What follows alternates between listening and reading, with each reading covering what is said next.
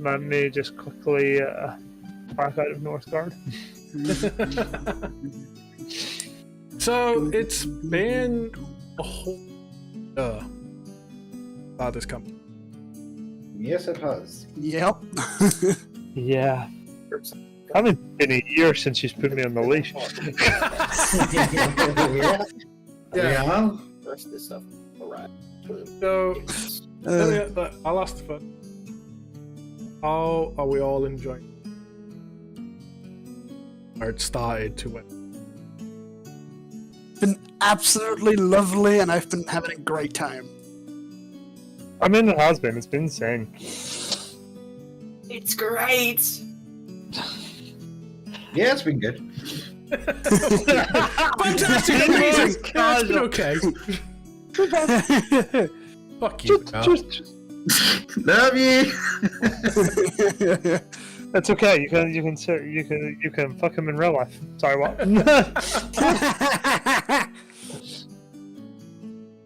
So, does anyone want to give favorite moment? My favorite moment is still episode 1. What moment? If you bring the start moment up, I'm gonna fucking laugh and I don't need that. All of us being so actually myself being so new, being so new into the whole D&D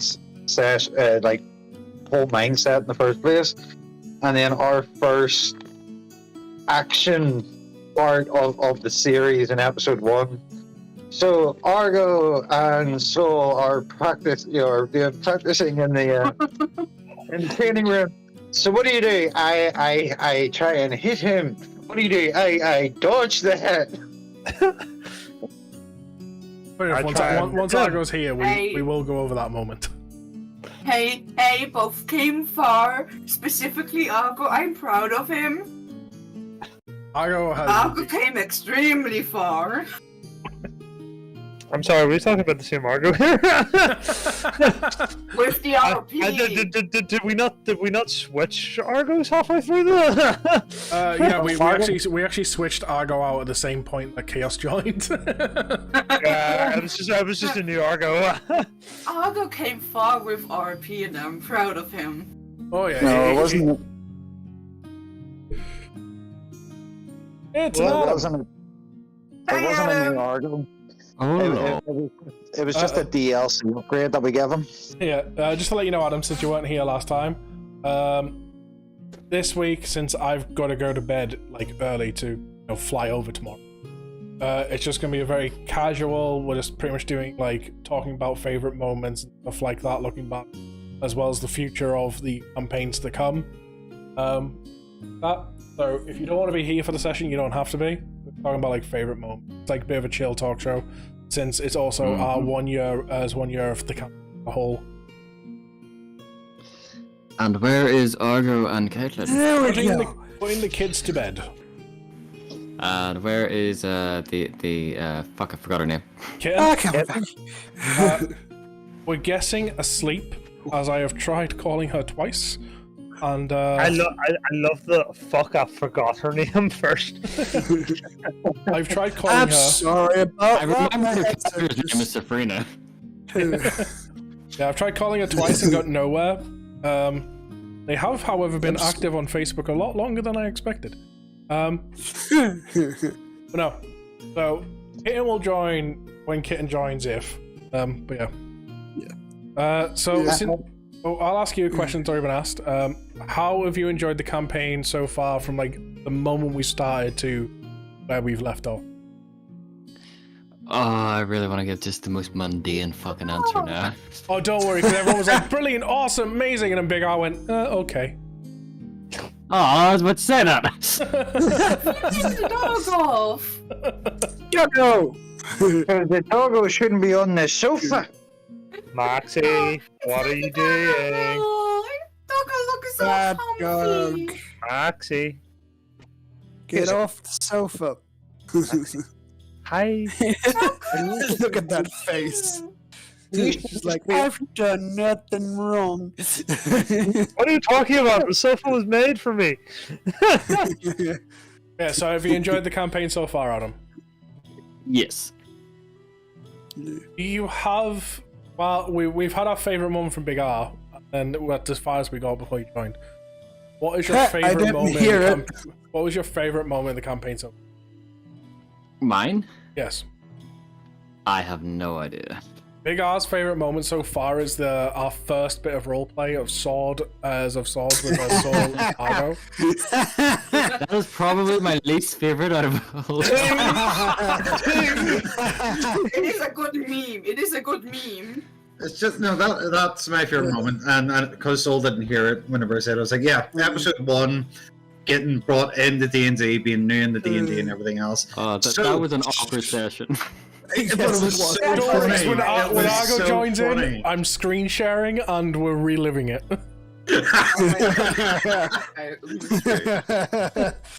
Oh no. I did enjoy one-shotting some goblins and shooting someone's dad in the leg. God damn it! Hey, you still like get that arrow back. No, you still never got that arrow back. Oh, well, one of my favorite moments, even though it was such a heartbreaking moment, was when you told all of us that it was Trevor's dad who was the fucking beast we attacked. I didn't even tell you. You all figured it out. Yeah, but I mean, it's it was a good moment. I don't know if it's my favorite, but it's one of them. I really want. One of my favorite moments isn't. I mean, it's connected to the main campaign, but it isn't in the main campaign. It was when I played as Amir. I fucking love that. The only one shot where we've had people play as evil card. Yeah. That's it. say- As for the one-shot character I enjoyed to play the most, that would have been the monk. The guy. Yes, that would have been my most enjoyable sight. Oh, Story that character. one shot got so derailed, and I was part of the That call. is normal for one shots. It was just beyond, like... It was. My I was the favorite reason that got character derailed. in one shots, and if we're speaking that, is Thompson's. Thompson made Yes. such an amazing character. It's my Yes. favorite Yes. character in Yes, he did. in any one shot. Thompson's character Honestly, I'm kind of looking forward that to like wins what the prize. I'm kind of looking forward to like we could potentially make for the future, like when a big campaign. Oh yeah, that'll be flippin' amazing. Potato. Yeah. We have an Argo. Hello, potato. Habitat. I like Potato. So, obviously, like I say, today's a bit of like a recap / talking about best ofs, worst ofs, as well as what's to come in the campaign. Question I've asked everyone so far, Argo, and I'll ask you. Have you enjoyed the campaign so far from the moment we've started to where we are now? Oh, he left us. We lost Adam. He's back. And he's back. Yeah. For a while there, Argo, I could hear you talking, and I could hear you were not appearing on my Discord. Ah. Yeah, so have you enjoyed the campaign so far from the moment we started to where we're at now? I have. Caitlin. I have. There's your fluffy putts. Like, yes, Unmuted fluffy it has taken me a wee while, you know, settling into an RP, you know, mindset and what have you. But I've enjoyed it, right? You know. Good. Ah, yes, the glorified fighter, as we called you to begin with. Hey! Argo came far with the RP. I'm proud of Oh, you. Like I said, to begin with, we called him a glorified fighter. Now he's actually a paladin. Again, like before, like you joined Chaos and he actually started role playing. I mean, like to be fair, the first time he used a paladin spell was me playing. Yeah. And then since I'm here, like, hey, this ability is useful. You can do this. Argo, you have come a long way. So now that we're at Flurry Pause, I'll ask you the same question. Have you enjoyed the campaign from the moment when you've joined us to now? Give her a moment to unmute herself and everything.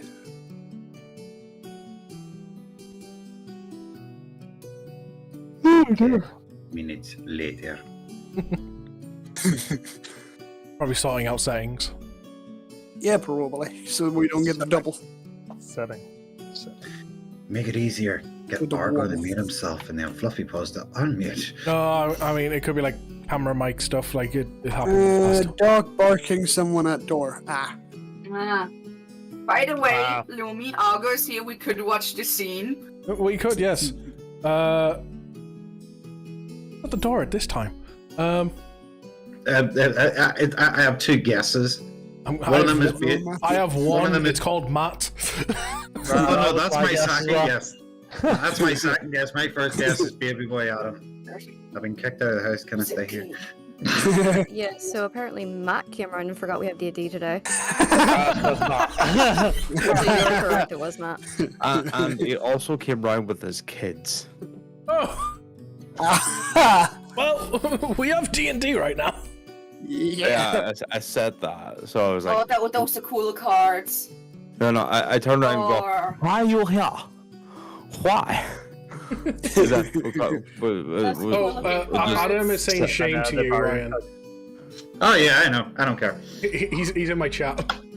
I know. I see the text. I really don't care. So it was like, we're coming over to sit. They're coming over for a wee while. We're in the estate. Thought we might as well come in. The girls wanted to see Callie. Well, we has D&D now. By And the he goes, way, Oh shit! I forgot about that.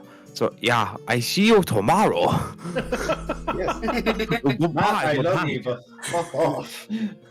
Well, I can't say that in front of There's the also a kids. bond one.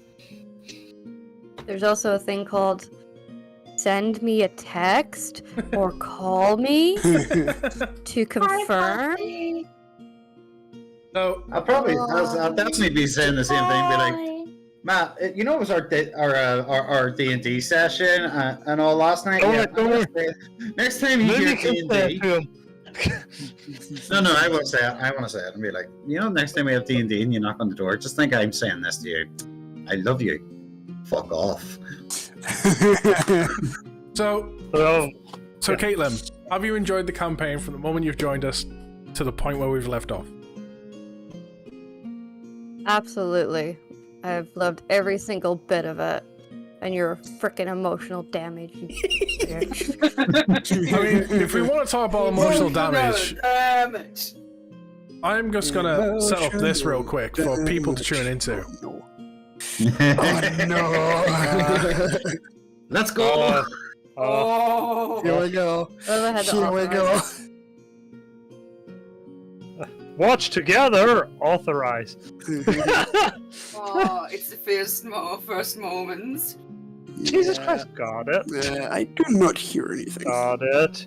There we go. Ah, it's muted. That's why. I can hear it perfectly fine. Yeah, you. There we go. Right, there we go.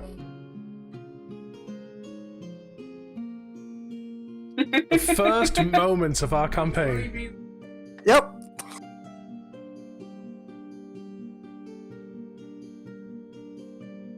Right.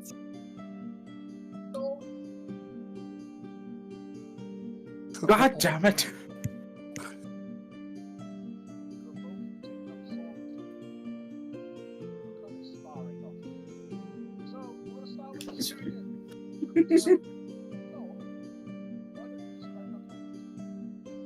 I hear an echo. I hear an echo. too. So do I.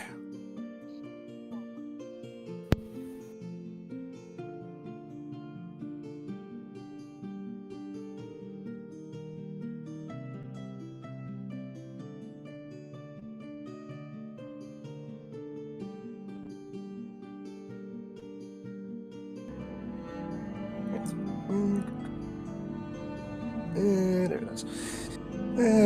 My character also comes from the village of Arman, which is a village in. Also point out we haven't fixed the cameras at this point, as you can see, like Soul's cameras like going into his Yeah. Tarragon region. Dipping It's lower. terrible. Apparently, I wasn't using a camera. My character got motivated by these stories from his father as a kid to become the strongest fighter in the land. By the way, or at least I never remembered us being level 3 at this stage. Life, Oh potentially yeah, you were level a 3. spare one. You all started level 3. That's where my adventure Feels so wrong. begins, as I left off on a farm with my parents, learned the sword and shield from my father, which I then later went to Sycamore Academy to improve. On the way there, I met a dwarf called Small R. Bickbeard. I remember this. And Argo, as his opponent that he's sparring against, and as his lesson for today, can you describe what your character looks like?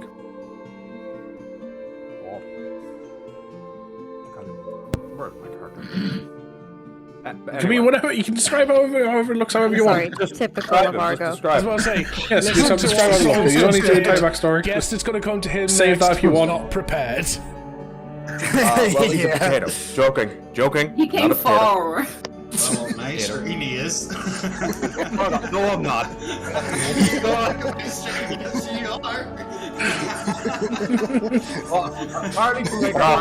We really weren't serious at the start of this.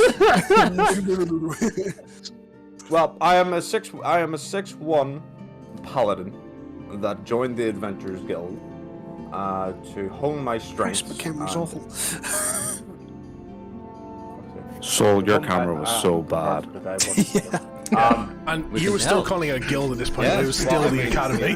Personal things happened. To essentially hone my skills to continue detection. And even like a couple of of minutes earlier, I Sharp called it Silver, Sycamore to- Academy. Hone my skills to. I believe you continue did. I think protecting no, the that's what it was ones called. It was Yes. Sycamore Academy. It was on Kyle. by, I said the Academy, guild and he still calls it a guild. Hey, look, there's me munching. Yep. I've had any conventions for that. See what the dwarf does best. Okay. So you two are together, as you two are in the class together. You are two as sparring companies, so you're swinging swords, as bashing shields.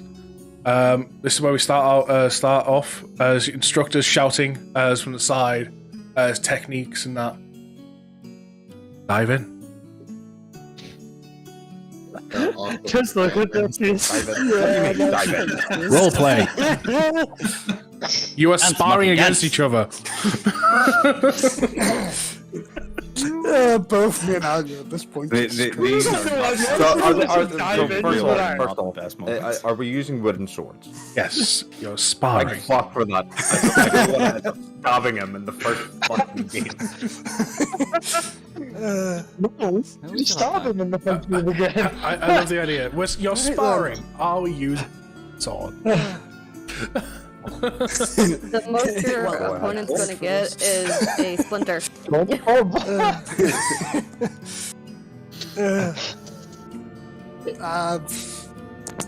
Right. Yeah, I will start off with a side swing against Argo's character. Fuck your character. Hashtag Argo being potato. Yes, Argo's character also called Argo. Oh yeah, because how I was screen capturing, and I still do it to this day. If I pull anything up in front of the screen, it freezes the cameras. Right, okay, so I will take us away. Not our best moments, is it? No. Soul's character. It really Look is. at Argo's face. With my wooden stick, with my wooden He's sword. like even a type of. I'm not prepared whatsoever. Oh, he's back. Hey, this is one thing, by the way. We get to So read you're just going to go this swinging moment at with each the other. music at the ball. No idle chit chat. You've only been going here to about a year total. Coming at you, friend. Hope you're ready. Bring it on, bitch. Awkwardness. Good for a second there. I think it's just like in Dragon Ball where they punch each other. Sure, Chaos. How many times have you watched episode We 1? speak with our fists. Yes, the More swords than speak you. to each other. We understand Yeah, each other that's while fighting. Well, tell you what, why don't we get a roll out of the way to see who's better? Can you both just roll a d20 for me? This was where we decided to roll d20s instead of, describing it. Just a straight no, it's not for hitting, just a straight d20. Okay. Yeah, at this point, it's like, okay, we need to move on from this, try and get a more comfortable situation. Just roll. Whoever rolls higher wins. Okay. So during your sparring, Argo starts getting the upper hand. That's yeah. So positive for that. But there's the awkward moments of how this campaign started. Yep. Still worth It it. was though. great, It though. was still fucking So worth good. it. It was so good. So,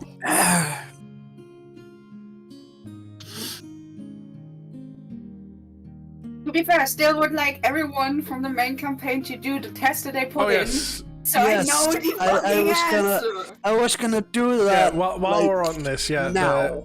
There's the test that Chaos has put in on the 6th. If you want to do it, feel free. It's the Soldier Poet King. Do it as your characters, though. By the way, you can leave the activity now. You don't have to keep watching. I'm trying to get out. I did it twice. Fair enough. If you look below where like the video camera and stuff is, and disconnect from voice, it should be a section there saying leave. Okay. Pull up So- I know, file. it's going activity. I can't believe it's Enter name Lucian Stormcrow. So whoever made it already, what did you become? Give me a minute because my mic will pick up What is this? Argo. Make So- it as your character. So Because if you you look in remember what or D&D something. text chat, I'll quickly pin it so like you can just find it.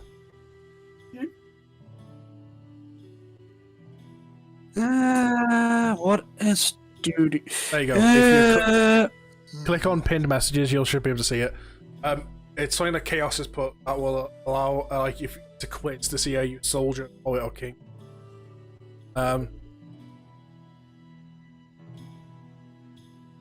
Oh, Do you want me to share the screenshot that I took?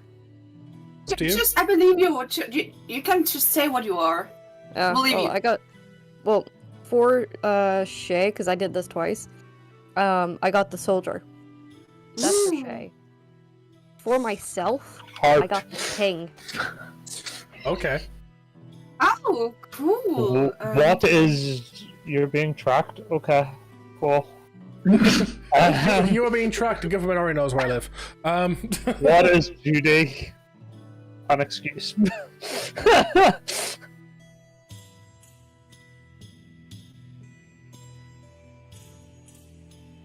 I don't know how to answer this. It's hard. Oh, you got to think about it. If you were to hold a crown, it would be covered in blood, but it is blood. My heart does that. You're welcome to the test. The throne looks. Grab the test that's on Discord. That was posted there. It's pinned. That test. And you do it as your character. You answer as your character. So, we will ask some other questions if you can multitask. We haven't had the answer yet from... We'll go with Chaos and Caitlin.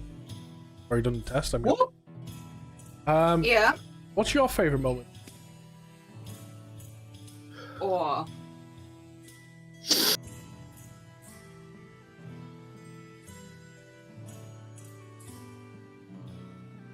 It's As chaos honestly goes. hard to it's honestly hard to say what my favorite moment is because every moment is my favorite moment, especially with the development that you've brought out for my character that I am working on as a book.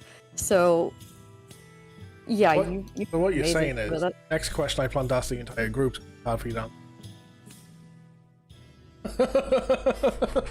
Oh, that one's easy. Go on.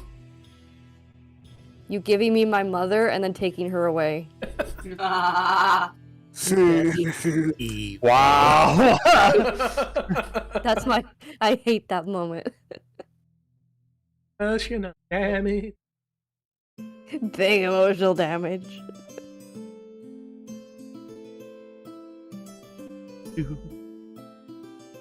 So while people are doing, I'll also make a couple of announcements coming to. So, for starters, mostly we have another campaign planned to take place in India. However, that campaign kind of depends on the outcome of the current campaign, so I can't really plan that too much. All as I know is that'll be based in the future. But we also have a future campaign. The land's been planned for a while, and I now know fully what's going to go on here. The map that you're all seeing on screen, this is Draconia. This is probably going to be most likely our campaign 2 map, where we're going to go. A land ruled by dragon gods. Each city has a dragon that rules it. And all I can really say is an evil that has been sealed away for a very, very long time, starting to break out, thanks to the campaign party will do. Fluffy Balls, thank you for that sub with Prime. And our latest map, Arcadia. This is, like, I recently made this one. I came up with like almost a concept for this. So this will be looking at either campaign 3, campaign 4. This campaign, this was going to be kind of different to what group has experienced so far, as this will be premised based on something in this land has gone very wrong. This could take place in the future, it could take place in the past, it could take place in present day, it doesn't really matter. But something in this land has gone very wrong, and I can say about this place, everyone of the party, not a single one of them, actually, none of them are going to be from Arcadia. Because the way this campaign will start is they all actually get summoned to Arcadia. Okay, that's cool. To try and help it with its troubles. And the other part that is different with this campaign is one of the cities, I'm not going to name which one in particular, but one of these cities will actually be helping build it into a proper city, recruiting people to it to get certain benefits. 100% for those that maybe recognize that type of idea, 100% that idea inspired by Digimon. As I watched the video recently, gave me a lot. Heart is the poet. Makes sense. Apparently small R is the king, and apparently Argo is the poet. Argo's a poet? Apparently. And he didn't know it. Hang on. But yeah, So there's some of the big campaigns we've got planned. Draconia, Arcadia. We do have a one-shot planned for this Halloween. Yes, we do.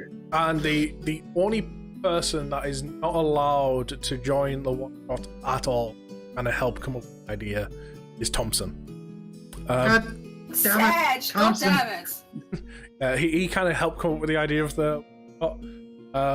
All I can say is, when it comes to that one shot, I'm saying like the concepts for the people that like to not start coming up with characters' ideas. Like for example, I know for a fact I have at least one person that's got a character ready for camping.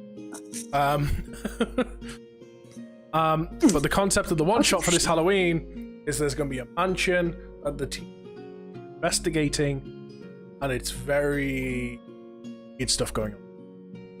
I swear if it's a mimic museum, we're gonna have problems with it if it is. So, you know Fool's Gold, right? Know what? Stole, you know Fool's Gold. Does anyone in here know Fool's Gold? Oh. I'm pretty sure I've heard of it, but I don't know what it is. There's a one shot where it's on Halloween and they go into a mansion and they need to fight a lich in the end. Well, as I said, if it's a mimic museum, me and you've got to have problems because I have a one shot of a mimic museum sitting somewhere in my house. Well, this is interesting. I didn't expect this for Lucian. Lucian got the king. You have no soldiers? Other than Shay? I would have expected Lucian to get Soldier, but he got King. I thought Argoth would have got Wait, Soldier as well, but he didn't. So, Fluffy, so Shay became Soldier. Lucian is what again? King? King. I did not see that coming. Here's a question. What did your character get, Chaos? I do the test specifically again because I did it at home, but I'm not at home right now.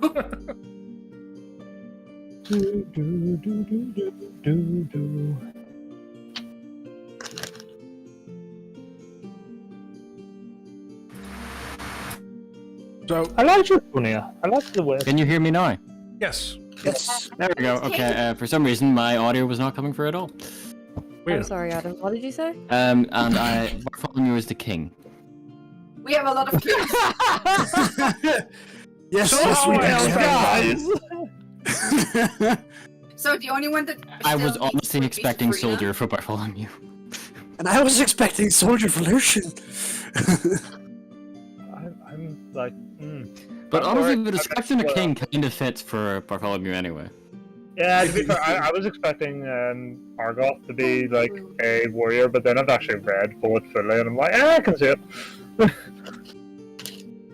Whereas, as you'll see, like I said, I did it twice. So one for Shay and then one for myself, because just out of curiosity, and then I got the king, and I was like, ah, okay, So got it. We've right now only one soldier. I did least not we have expect Lucian one. to get King. oh, Trevor, This what's your Yeah. favorite moment Yeah. of the campaign so far? There is a lot to choose from. I'm kind of torn between two. As I say, one was the amount of emotional fucking damage you give me from the father being like him being that beast that we were fighting. At the time, you didn't even know he was your dad. I know, but the emotional damage after it was crazy. There was also like him actually saying he was actually my dad and not just my the guy that raised me. And then there was also the Melkath moment, like where I like opened all the gates in time. But there were three. I can't choose between them. There's just too many good moments. Sure. I thought, like, in terms of what I said earlier, I believe I said... What did I say my favorite moment earlier was? You said there's too many.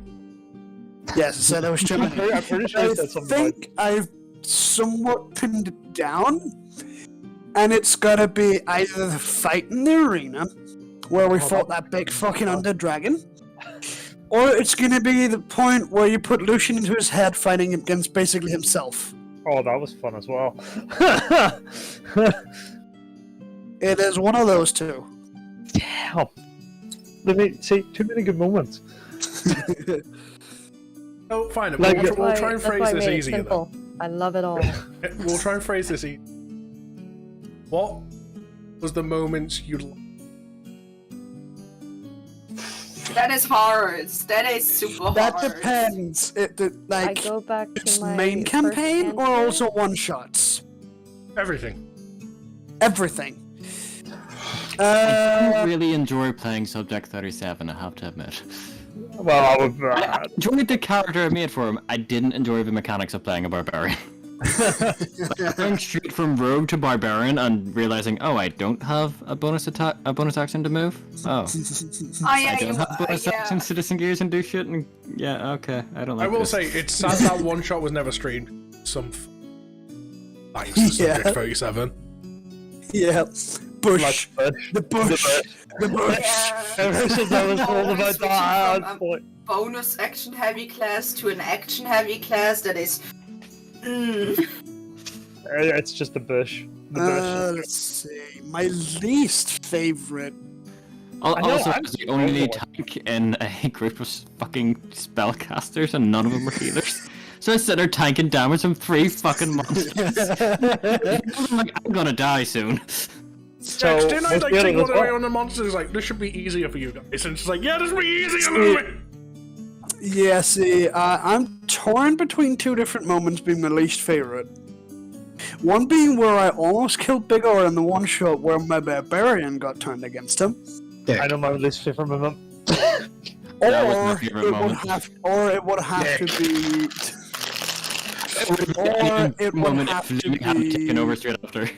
It would be the moment where Burgai lost his arms down in the ruins with the God of Truth. Ooh, yeah, that was actually Yeah. it was hard to swallow when fucking Esper lost all his power. It was like, oh no. Yeah, that was. You asked a mysterious-eyed god for things. I mean, Yeah, but But hey, Yeah. it was a hard pill to swallow what I did to your character. But did it make for Yes. some good storytelling? yes, did it also make them really badass when you seen them again? yes. Because Esper has a massive power boost now. Yeah, so does Burgai, really. Least favorite moment. Oof. I have loved some of these one shots where if you look at them, me and Soul seem to be competing for DPS. Yes, it's great. It's like he comes in with a monk that can punch for days. I come in with a fucking cleric that summons a snake made of fire. Yeah, that was fun. It was basically who can output the most DPS. By the way, Lumi, It really should have been me if I didn't get swallowed like 16 times. I think you ended out like putting out the most DPS anyway. He also lost a toe. Yeah, that too. I kept rolling natural ones inside him. I was like, God damn it! That was funny as fuck. For you, sir. Actually, Yeah, I remember you Lumi, rolled I your first natural. I was just like, how am I meant to punish this? You're in a worm. I can't make it like I can't make you let go of your weapon. Your weapon's cursed to be always attached to you. There's no one inside to hit other than the worm. Fuck it, it gets jammed. Then you rolled another natural one later. I'm like, I have to do. Fuck it, you slice off your own toe. I was like, I'm enraged, I don't care. Caitlin, you want to say something? I heard you say something before I was interrupted. Yeah, so I changed. Well, actually, no, I have two least favorite moments. The one being that you gave me my mother, then you took her away, and then there's the other moment of I enter a was it Alfred enters a place and all of a sudden there's like two people doing it in a pool of water. That's the most awkward shit ever. I'm sorry, how many times do I have to apologize? Yeah, when Esper had to keep wasting spell slots to hold people from fucking each other. I'm sorry, when that moment was mentioned, when that moment was mentioned to me, like that was happening in front of my eyes. I lost every ounce of ability to play out my character the way I planned. Did you? And I announce this hole as the hole that you get your hole into because you have to go into the hole to get your hole. Actually, I won't like. Yes. Well, personally, that one shot, and my least favorite moment. How much it. Yeah, It I was can so agree with bad. that. It was so It bad. derailed so bad. It didn't help the three barbarians either. The thing is, I wouldn't mind it much if we were on a time crunch. It's like, right, we have Yeah. 3 sessions to get this mini campaign done, and then I fly to Ireland. None of us care. It was just like derailing left, right, and center. People fucking, talking about the sex, flirting, getting high, attacking guards. Like, can you not do this shit when we're on a time crunch? I think I might actually have a least favorite moment, and it's a least favorite moment that didn't happen. We didn't get to fight the undead thing while I was a Grove Cleric. I was like, come on! Happens! But Grave Clerics are great, I love them. Mine was almost- as well. Yes, I got to play a Grave Cleric last weekend. It was great. Mine was the almost dying, the big R. So, Sorry. one sorry, of your the least fluffy. favorite moments was right before one of your favorite moments. I know, right? It's like You almost kill me, so therefore I run away. Oh, that's my dad. Emotional damage. Emotional. Where's his dad? Did he? Moment 1, physical damage. Moment 2, emotional damage. Did he kill me that session? Let's face it. Trevor's never been the same since. Least favorite. But it was also the moment. session where we stopped leashing you. Yeah, it was. No more leash for the horny fox because he was able to get himself neutered.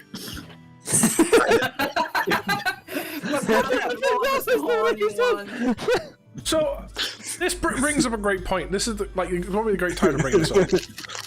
So, when we designed Trevor's character and he came to me about the original concept, before it matured and everything, He was Jack. Before it got completely changed because of the party. Yeah, I gotcha. So the original concept to have laugh with and stuff was he was gonna be this flirty guy, flirting and stuff.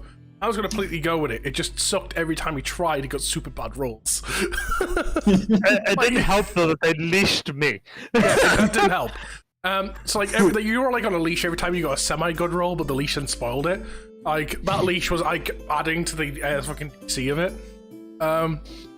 Shit like that. But no. But the original concept would be funny moments where it's just okay, you've reached a town or whatever, and you all go to the inn. Art fucks off, finds a date, and you're all wondering where he is in the morning, and then he comes running around the corner half naked with the fucking wife's husband chasing him. Moments like that were gonna be planned. It's gonna be fucking hilarious. I'm good for it. Let's do it. And then you all kind of spoiled it, and then we had to mature Hart. Yeah, we had no choice at that point because the leash was just too much. Hey. Shay still tried to get you hooked up. Yeah, I think at that point though, Caitlin, Didn't you try to get him hooked up with my mother? Yes, I did. His mum.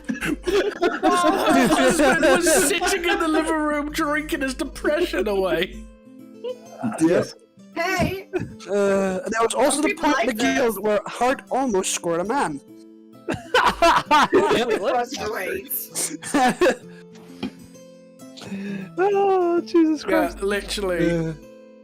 I think it was the session before you joined us, Caitlin. They were in the inn. It was. Yeah, That was in the inn, session. and he goes and speaks up to a person that's got very long hair.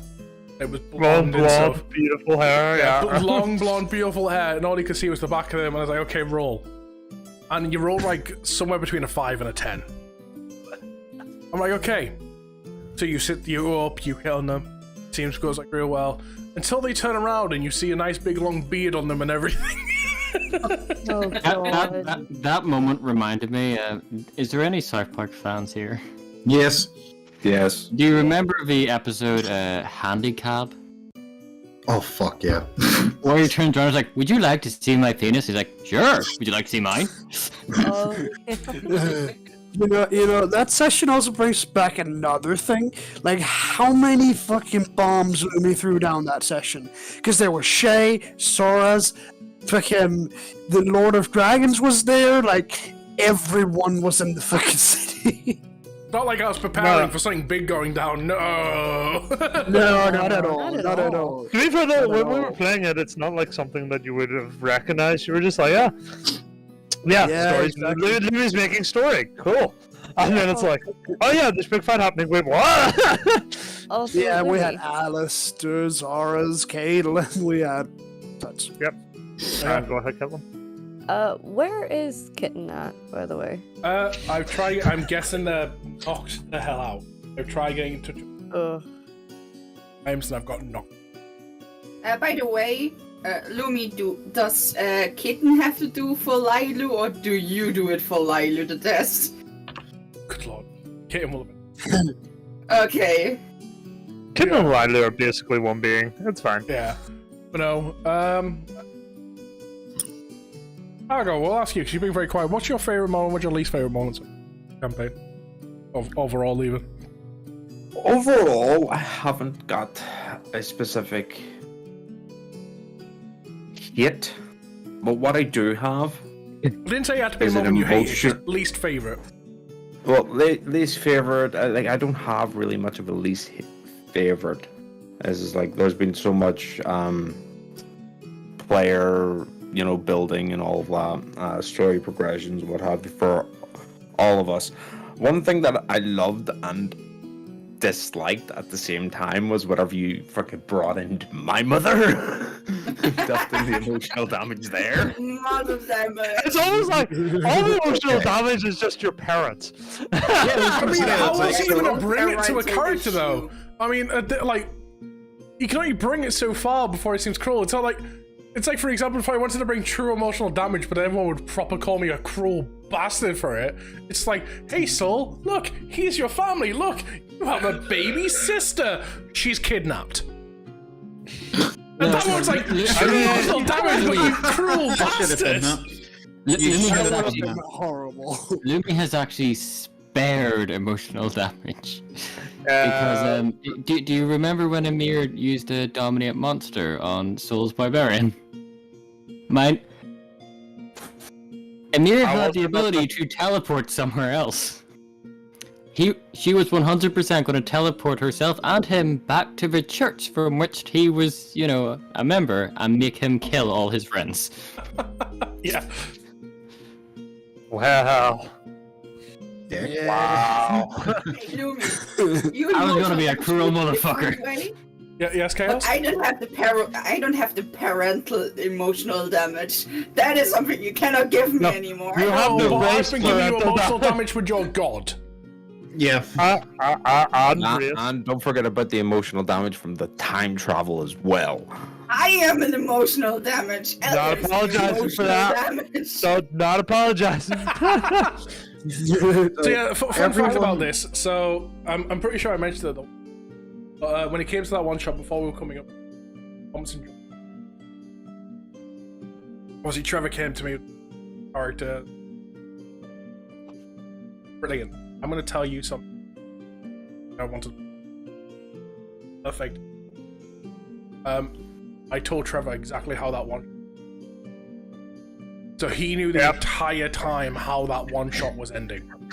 Shitting on that is not easy either, because you're just like, Telling him like, you are the catalyst. Oh, tell you me are the about it. reason these time holes are opening. You are the reason that Elden, from even in the past, got brought to present day. It's even though it was even something else about it. It was like the small, minute details that you left in that as well. Like, because the way the final fight was on the fountain. I was turned to stone on the fountain. Yeah, and then when we visited the city to reactivate it, you explained there's a female statue, a female person. Yeah, that standing was before in the one fountain. shot as well. Oh, yeah. That was like, Oh, Lumi, I have a question for you, actually. Go on, I mean, if you often ask me questions. Okay, so I've given you, well, I've told you about a few ideas I've had, and then there's majority of them, I think, if not all of them, you've literally turned around and been like, yep, this is happening. So who here knows, or who here has came up with the most shit that's affecting the main campaign? Who's going that hasn't been revealed yet? That hasn't. I mean, in that sense. I mean, I have only been going with what would be revealed right around the corner. Yeah, so like in that sense, like, I think in terms of setting stuff, purely because I want to give me a character for. Obviously, when we eventually get to that campaign, people realize that we've already played into that character. Mm-hmm.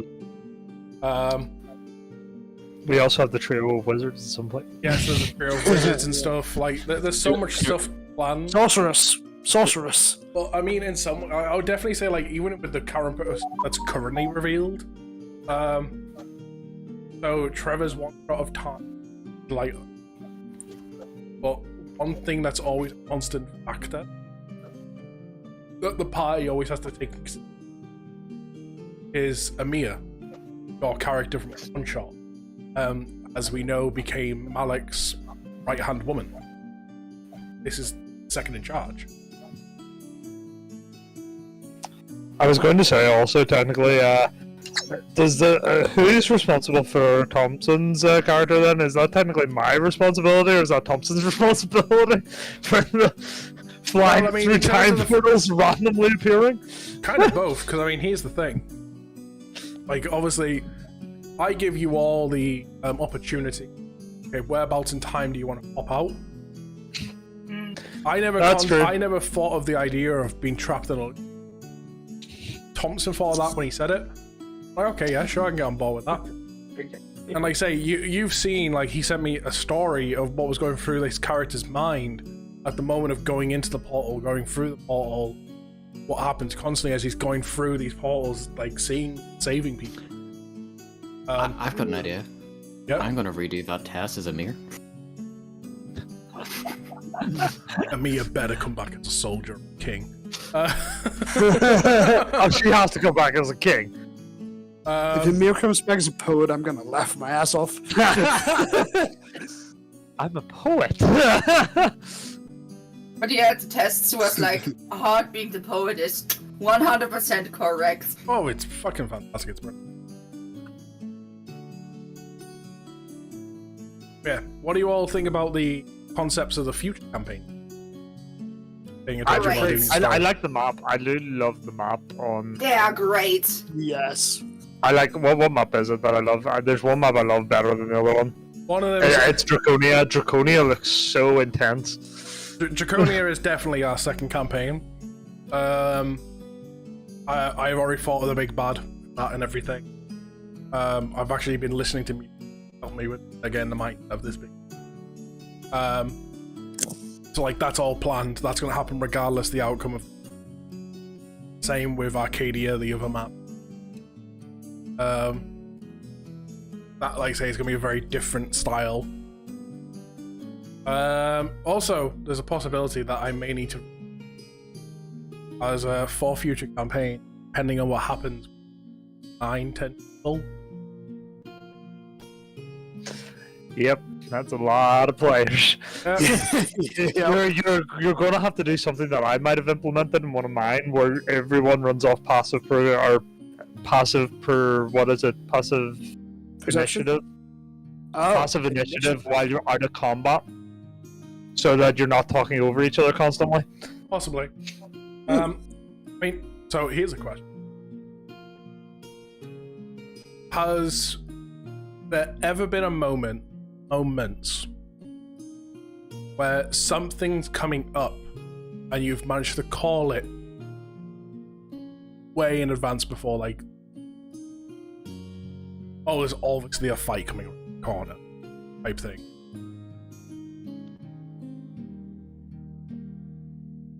I think I already did, and I got inspiration for it. No, you did the joke. That was just jokes that you did once. Oh no, but there was something. There was something that was coming up. I can't remember what the fuck it was. It was very early in the sessions. I think there was the one where we were breaking into the academy, and was it the academy? Yeah, we all called that it would be gone. Not all is going to be gone before we get to it. Yep. We called that one. It's only been like the last Yeah, we few months, Chaos, that I've actually gotten inspiration for stupid jokes. Yeah, to be fair, Big R was like Your a pretty jokes serious are player good, right though. at the start. To be honest, Yeah, because at the it was like beginning. super early on. Like, as much as I would want to like do the system, I just didn't know how I wanted to do it in an effective way. Right. Like that was just like that was my thing with the inspiration system early on. It was just like I just didn't know like how I really wanted to give it out. So eventually it was like, okay, whoever to give us a recap. Yeah. Yep, Amir's a soldier. Yes. There will come a soldier who carries a mighty sword. He will tear your city down. That's all I need. Ole, ole, oh Lord. I will not lie. One of my scariest moments of the campaign is when Amir absolutely fucking destroyed Heart's mom. That was That was one of my favorites. Holy shit. I took her from like 133 to 3. Yeah. No, that's the thing though, because I wasn't allowed to watch this one shot. No. You had it up. I wasn't allowed to watch it until we got to the reveal. Because I think it was you that made that. I think you and who was it? Myself you and Lucid. And you told me I'm not allowed to watch until like it was revealed in the main story, and this happened weeks before, did it not? I think so. Yeah. I mean, it was a matter of like we weren't talking about a lot of things. With that. Like that coming up, I had no idea who any of the characters were apart from the one that was being put in the fucking forest stump thing. Can someone please play that clip from just before Mir fucking destroys her? Just before the battle starts between the two of them.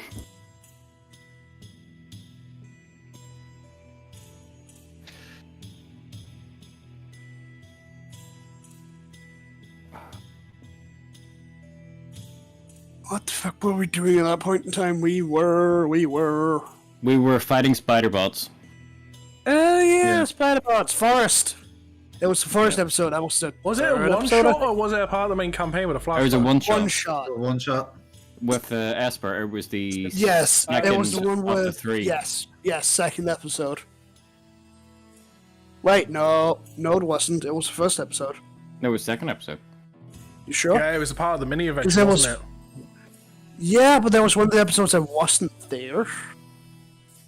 I was definitely there when we fought the spider bots. Could it have been the spider bots were the one where I was playing the barbarian. Yeah. Yeah, but there was 3 episodes in that one. Yeah, it was not the second one because I was not there at the second one. Yeah, I believe I was traveling. Was that not the episode? We not come near the end of it. We crossed them in the second one, and he flew in the third session. Third one, yes. You could have crossed them in the second one. It was at the very start of the... yeah, you're right. It was at the very start of the third one. Yes. Everyone ready? Guys, that was fun. I want to see how fast you can do this recap. I was just kind of curious what Melcott's going to be, so I'm on the 20th question again. No, it's pretty much post D&D talks for the entirety of the session. Pretty much, yeah. Wow, Melcott's a soldier as well. I'm not even going to try and do Phoenix. Everyone ready? Guys, that was fun. I want to see how Sorry, fast we joining you this can do activity? Oh, trust me, it's going to be very quick. Here we go. Me as DM say no. Why? I've not planned an encounter here, and you're the good guys working for Lord Alistair. How do you think this is going to go down? Sorry, I am railroading, brick walling you. So, they make the trip to the next place, going to Killiker, where they should have had a combat session, which would have been at the end of that session, which would have ended it all off with a nice comfortable tie and everything. But no, they say to spend the entire 4 days travelling from one village to the next, getting high as a kite. So then we had about a good 10, 15, half an hour conversation of a flipping hobbit in top of a watchtower watching fucking munchies. I got a guy arrested. Basically gets booted off the tower, gets caught by someone with soft arms and someone with metal arms. So he still gets to take some fall damage because metal arms still fucking hurt. Believe it or not. After doing some investigation, they find out a woman some metal machine warforger in the woods seem to be hunting some woman, as well as the leader of the village, Geralt, is also run in to try and save said woman. When traveling to find these warforged-like creatures, they find a creature that the players are familiar with. However, the characters are not. The only character that may even have a chance of recognizing who the fuck this is currently nowhere to be seen because he got left in the last village. That was Saul. Upon turning around, realizing there's trouble here, the guy summons some of the Warforged creatures and is like, nope, you deal with them. I've got a mission to do. See you all later. And that's where we pretty much left off, keeping our gang surrounded by Warforged, creatures known as retrievers. There are 2 things I want to mention. Go ahead. First off, anyone in Lumi's stream, if you can't hear him, tell him. We don't want to. Oh yeah, it's just the thing where the fucking mic fucked up the last episode. See, this is where I was expecting to hear Lumi's worst time during our D&D session is going back through my VODs to find out that I was honestly, I completely wiped that out of my memory. Suppressed memories. Yes. Make sure. Yes, I checked my audio as for those that may be wondering in terms of last stream session. Well, if you're watching that, Audio was good. Audio was good. Audio of last Friday. It may seem a little bit weird. Why? Because I had to splice 3 separate fucking streams together to make it work. Because since it spent 2 hours of no one in my stream, even though I was talking to you guys, no one said, "By the way, Lumi, you're muted. Your mic's not working." First stream I went to was Big R's, and Big R had a problem of everyone in Discord was super low. That's not a problem. Let's boost the audio! Upon boosting the audio, what did Big R the fucking Hobbit do? Oh, every time the DM talks, being me giving important information, he's got rappers opening them. So that was a bitch to edit. I hope you all enjoyed last Friday's episode. I hope to never do that again.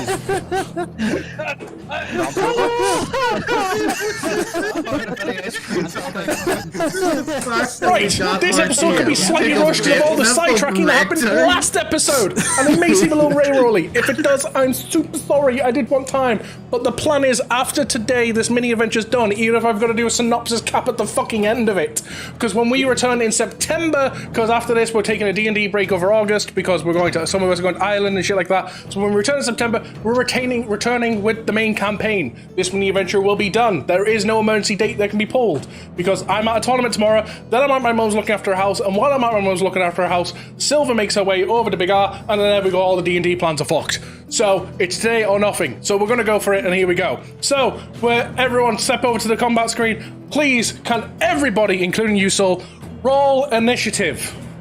Oh, I remember this. I got fucking knocked out pretty much immediately. What's initiative? Missed like 2. I will fucking murder your ass. You will fuck you. I only got a 3. I got a 2. 12. Finally, no token was selected for me. I got a 1. Yeah, I don't have my I token. got a 3 and I had advantage. This is where your tokens eventually land. There you go. Try yours again, Soul. This takes I a got the roll with while. advantage. No, I know what, like, I know the Was it? rule is Was already, it like- not after this combat? This is another good point where, like, It's either I before or just after. come in from like the forest. That's 23. Yeah, that's you there. That's 23. You're like on it. Like you're literally here. Yeah. You've already arrived. You are right. There's it. That's it. That's Yes. it. That's That's it. That's it. And I still have my 4 attacks. Yes. Yes. Yes. No. 3. Oh, Because we you- did get to see my nat 20 God. taking off the head. Like of it's one. almost at the state that like you. This is how Yes. during this forest. Here we go. This is the moment you wanted. We have 2 This is the other moment, unfortunately. characters. The emotional damage. Here we go. I can't control the token. Oh, no, wait, never mind. Never mind. I would say never mind. hopefully you can. I can.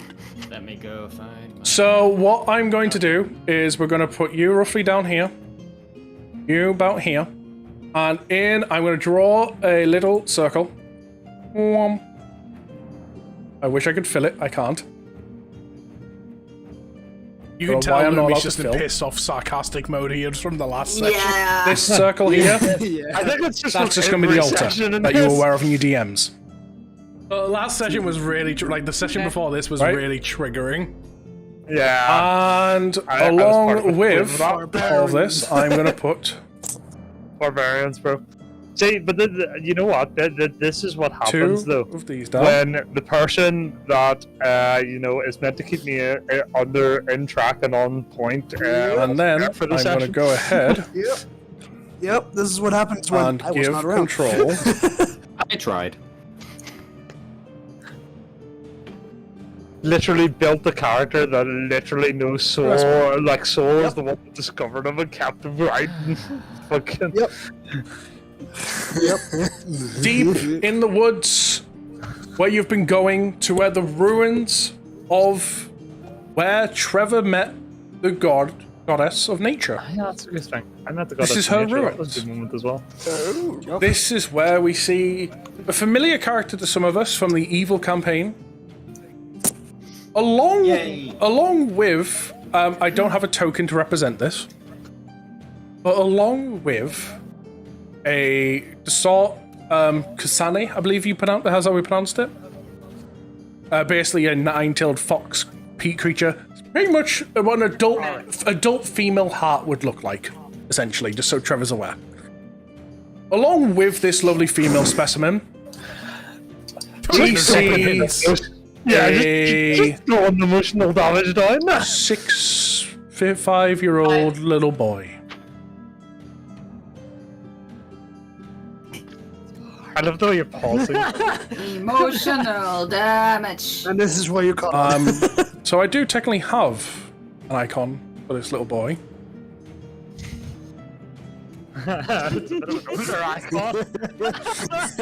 You all see the DM part of me struggling to make this token smaller to his wall. You all, you are only just catching up.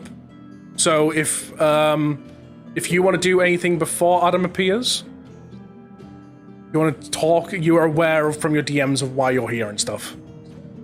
So if you want to do any of that, and I'll just say when Adam enters. Okay, so pretty much, I'm going to place the little 5-year-old boy on in the circle. Yep. And I'm going to pray to the God of Nature. Oh God of Nature, please protect my son. Geralt, I'm sorry I won't be around. They're after me. I shouldn't have left, but I couldn't. I fell for you. I'm sorry. God, please watch over Hart. Don't let anything bad happen to him. Please offer your protection and your blessing. I'm begging you, please protect my boy. I can't do anything, and I don't want any harm coming to him. Please, just. And she's gonna start sobbing. At this point, you watch that as you've put him in the middle of this table-like thing. You watch a round heart as he's basically asleep, like unaware he's been taken here. Vines, flowers grow around him. The forest is almost like it's responding to your wish, but also like it's aware of what's about to occur. Jesus Christ, if more emotional damage is left. Fireball necklace that has 2 beads left on it, or like around his neck and all of that. As you finish putting it around his neck, and your hands come away, the bulb of protection finishes forming. So for now, all it looks like now is just a flowers getting ready to blossom in the middle of this table. And at this point, Adam can now see you through the forest.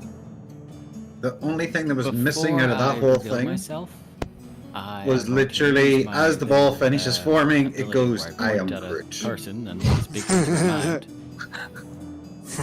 I am pointing Groot. at her. Do you know the cost of betrayal? And I'm gonna step out into view. She's just gonna scream out at him, "Fuck you!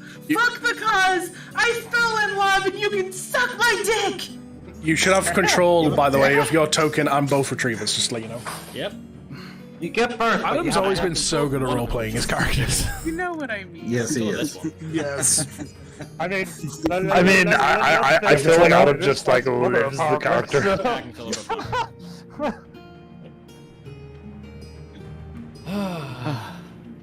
Like mother, like I've son. got goosebumps. I love this character so much. You did enjoy I've playing got this goosebumps. character. I love this character so much. You didn't just see the evil. Yes, you are. So, in case you're not aware, by the way, Bombshell, Lucy's character she made for the evil one shots your mother and Geralt your actual father, huh? Like, it was meant to be a girl, and Geralt's like, you're adopted father. Wait a minute, dude, my actual what the fuck? Geralt's a bit of a weird guy, Okay, not gonna hold on. I had the option of either being your aunt from the evil character and passing this on to like my sister who was your mother, and Geralt being your father, or straight. Also, if I can go on. Okay, you'll do. There we go. Initiative's rolled. This guy's your fae. Yeah. Oh, you missed a prime thing though. I am going to. She was about to say, "What if I beat him?" Oh yeah. Yeah, no. Yeah, mirror, kind of worrying. Sword. So it can make a number of attack equal to half the spell's level. So it can do what? One? Would it be 1 or 2 since it's level 3? Equal to half. It'd probably be 1. It'd be rounded down, probably. Okay. That's what I was asking. So it does one. Back before attack. Denny was confident in going, no, it is 2 or it is 1. Yeah. Yep, it says equal to half the Lumi's spell's still level rounded basically down. learning. Still to this Yeah, I day. know. So it still only does the 1 attack. It just shows You've gotten a lot better. but You've whatever. gotten a lot better. you have so much more confidence in your calls I now. mean, we'll talk I'm about gonna it have after this. the Fae move over here in front of this dude, and In front of this we're dude. gonna have it roll to hit, which is a 1d6 plus 3. It's an 8. It's Plus the a, spell's piercing damage. The spell's level piercing damage. You're not gonna roll the hit? it's on the head of armor. That That was is the hit. Oh. yeah. So it would be plus the spell's level. So it would be plus 3. I don't know. It'd Yeah, be that's 11. not a hit. My armor class is 18 right now. So that it's impossible for this thing to even hit him. Oh yeah, that was impossible for the thing to hit him. Yep. Being insane. It can't hit him. Like, it can roll max and still not hit.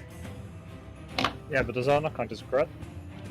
So then it's, as a bonus action, it's going to use Trixie, and it's going to fill this cube that he's in with magical darkness, which lasts until the end of Dumb mistake. until the end What of a the phase next big turn. difference that made. Hold on. Hang on, let me just pull out my wings, fly up, fireball. Affected by the darkness. That's why you Yeah, put yeah, the magical no, darkness never mind, on the person. Yeah, no, I was about to say, by the Listen. sounds of it, that like his character thrives in darkness. Okay, So, that's Legit, like how I described his armor for those, like, so remember at the end of the last main episode when Saul got his armor from Bahamut? Imagine that, but like black. Adam's going to explain this character a wee bit to me, so I have an idea. So I forgot. It would have been a about different, this character. different thing if I had went and attacked him myself. But since I use a spell, that takes up the whole action, so Okay, I don't get another attack. Adam, it is your turn. Okay. Well, Here we see, go. there's darkness all around me, and I can still see clearly as day. Thought so. But it's magical darkness. Yep. Magical True sight. darkness doesn't. Oh right, I forgot about that. There it is. I can see into every conceivable dimension as well. Look, it's I can been see a while. Oh yeah, that's right. I forgot I said that. fucking been a Adam while, can okay, I literally forgot. see in every dimension. So, can this thing see in darkness, by the way? I have no idea.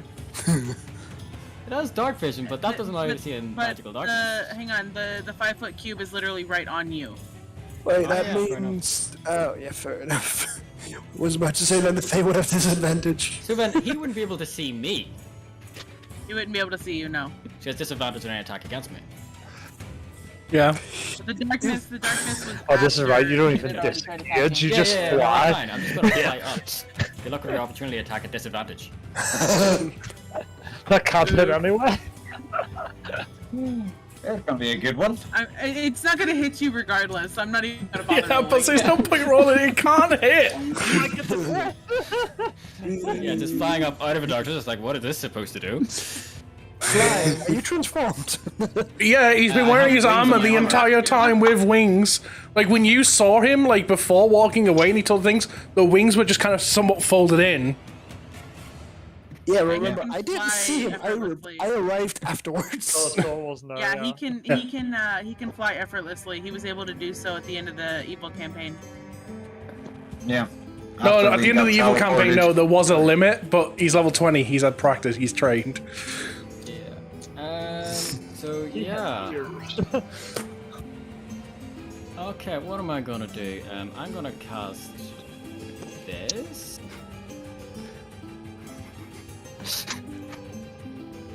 I know what this is. I love how these characters have been renamed, by the way, to Miyu Yoko, Heart's mother, and Mia Dracula, Malik's right-hand man. I didn't That's a name it 19 to hit you, by the way. to hit me. Yes.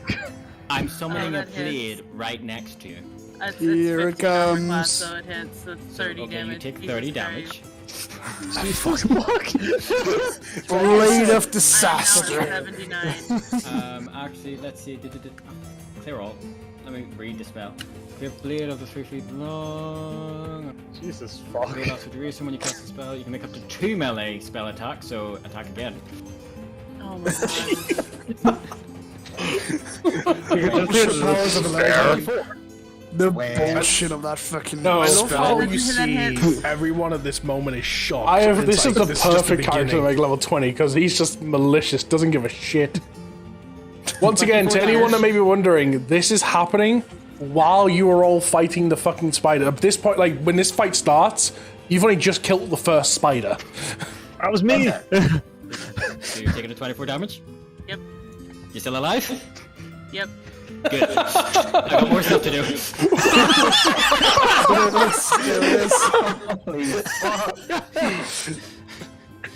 Yeah, disaster's only a bonus action. Okay, so we all just sit back and just see what. Lost connection. I'm casting Eldritch Blast. Oh no! Oh, don't can worry, cast because it 4 you say you times. just got to sit back, Bigard. Don't worry, because don't forget, this guy's a character that the main guys have to meet eventually. I know. Yeah, So about the 22 to hit. I still remember what you told me, Louis. It's still a problem. It Jesus. definitely hits. It is 9 still damage. a problem. Okay, 9 damage. Don't you get like 4 attacks? Then, Fucking yeah, Eldritch yep, 4 Blast? attacks with this. One of them is a nat 20, that's nice. Oh, fuck me.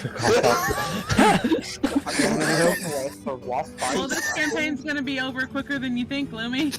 Yeah, it doesn't automatically apply it, so we'll just... Oh, don't worry, because we're still going to go actually into the background of Adam's main character. So we're going to go over there yet. So 8 times 2. 16. Then... Oh yeah, back when we were just Okay, doubling or crit third attack. damage. Yep. Oh lord, you're gonna kill me with the Eldritch Blast. 16 to hit. 16, it hits just barely. Crits are more fun now. Grazing as well. Yep. This was the day before grazing. 13. 13.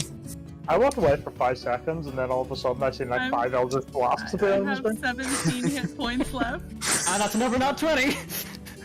Jesus Christ, that's right. You right, all the nat 20s. The hell? Oh, good lord. Oh, I rolled shit though, so 17 times 4, It 17. doesn't matter. 14. 14. Is that Legit, Adam's just like flown up into the air, not giving a fuck. Just kind of looked down at Lucid and just went, sword.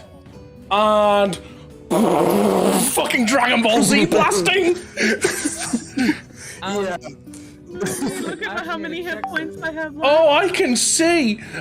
So just to kind of describe at the end of this turn, like the smoke kind of clears, and you just see a bleeding, I'm on my knees. I do need to warn you, bruised. your Fae is concentration, so you need to roll a Constitution saving throw 7 times for all the times I hit you. If you do it goes away. I'm just gonna straight up say he goes away because there's no way after all of that. No, there's no way I was able to continue to keep the concentration. So the Fae is gone. So yeah, like you just like she's on her knees, like it's the look of defeat, but still like determination at the same time. Like her body's given up, but her face is like still willing to fight because she knows in her mind something that he doesn't. Her child's behind her. How much That's movement do actually those got fucking it. retrievers? That's something At the very end of my turn, interesting. I'm going How to did turn to my Amir not accusers work and that out? say, tear her apart. Because Amir went in with one job, and that's all Amir cared about. They Now have it's four. on Retriever's turns. They have 40 feet. Oh yeah, that's way more than enough. Oh yeah, that's enough. That's enough. That's more than. So you just literally watch both of them kind And of go deflecting. literally together. They just come up and just together in one swipe. What both retrievers in like an anime moment continued walking up to here, claw together each. Your body's been cleanly cut in half. You have any final words with your breath?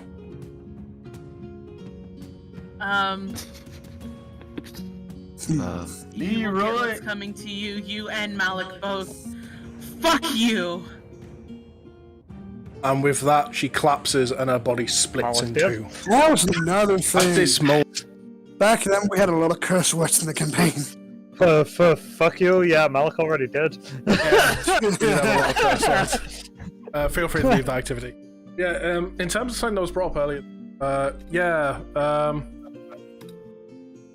I definitely feel confident in like DM stuff, things like that. Like I've definitely. Oh, 100%. Even watching that when you were like, I believe. Now you're just like, yeah, it does this. And, nowadays, I'm like, I'm the DM. What I says goes, and this is how I think of it. Exactly. So, it's like, shut the fuck up, I said so. Exactly. Yeah. That's exactly how it works. That is how it works. That is D&D in a nutshell. That's what me and Adam always tried to say to you. Like, we were like, basically, you're DM. Whatever you say goes. We don't care.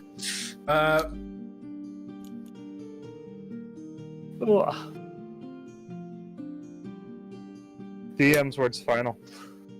By the way, Caitlin, chaos is.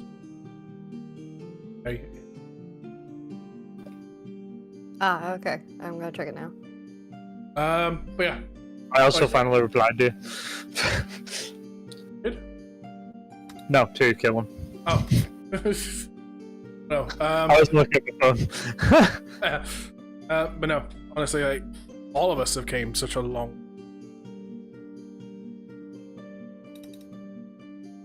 This leads to another question for you all. What parts feel you're looking forward to exploring campaign to come, or even the idea of future campaigns with worlds? So it could be aspect of someone else's story, a certain part of the world, or you want to explore more. Zalamir arriving.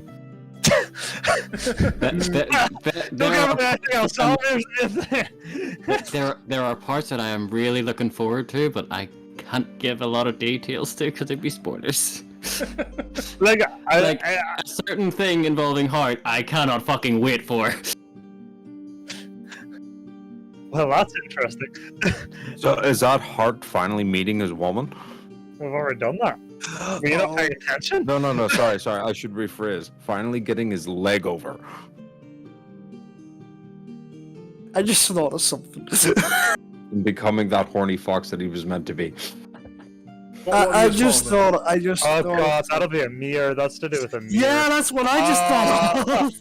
Okay, yeah. Okay. How one's going to actually react to a mirror? That'll be interesting.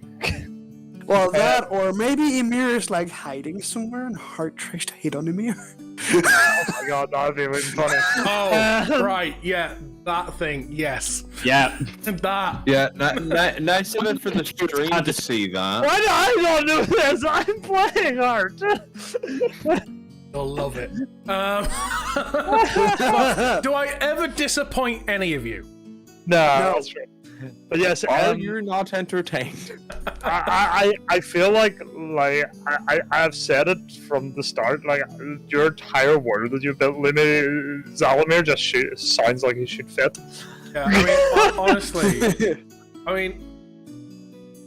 I feel like I am. But before I say this, I want to ask it as a question. I would like everyone to answer.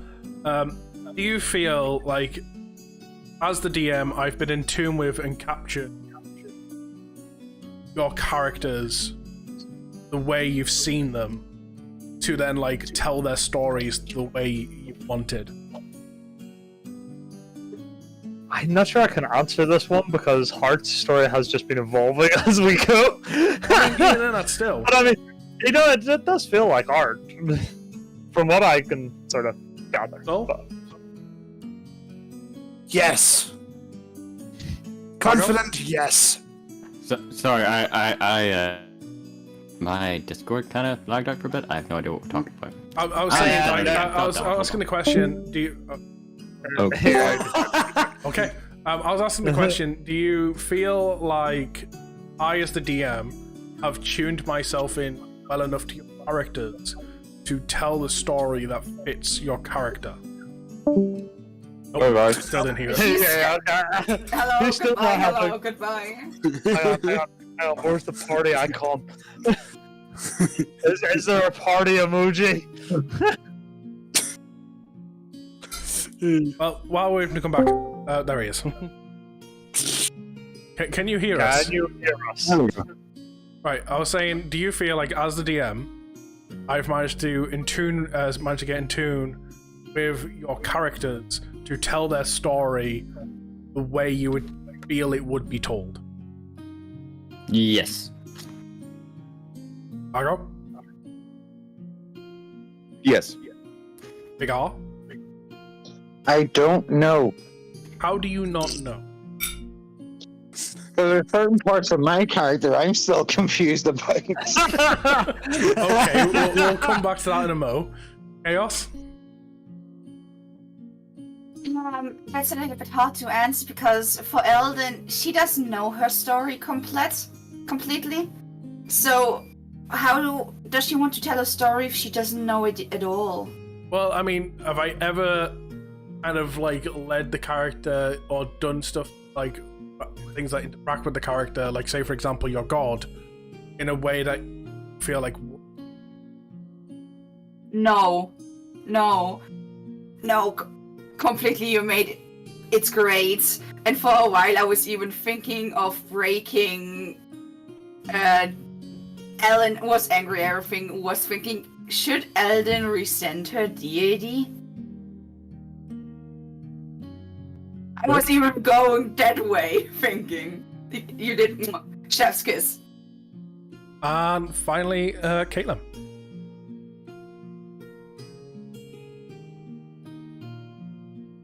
You are muted if you're talking. Son of a Oh, is bitch. it me? Yeah.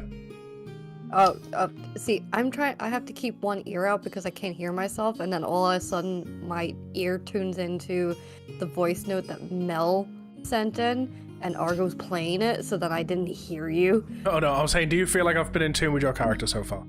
Like telling her story? Like nothing, like, you know, like when people have interacted or anything like backstory wise, has it all been in line with what you've seen?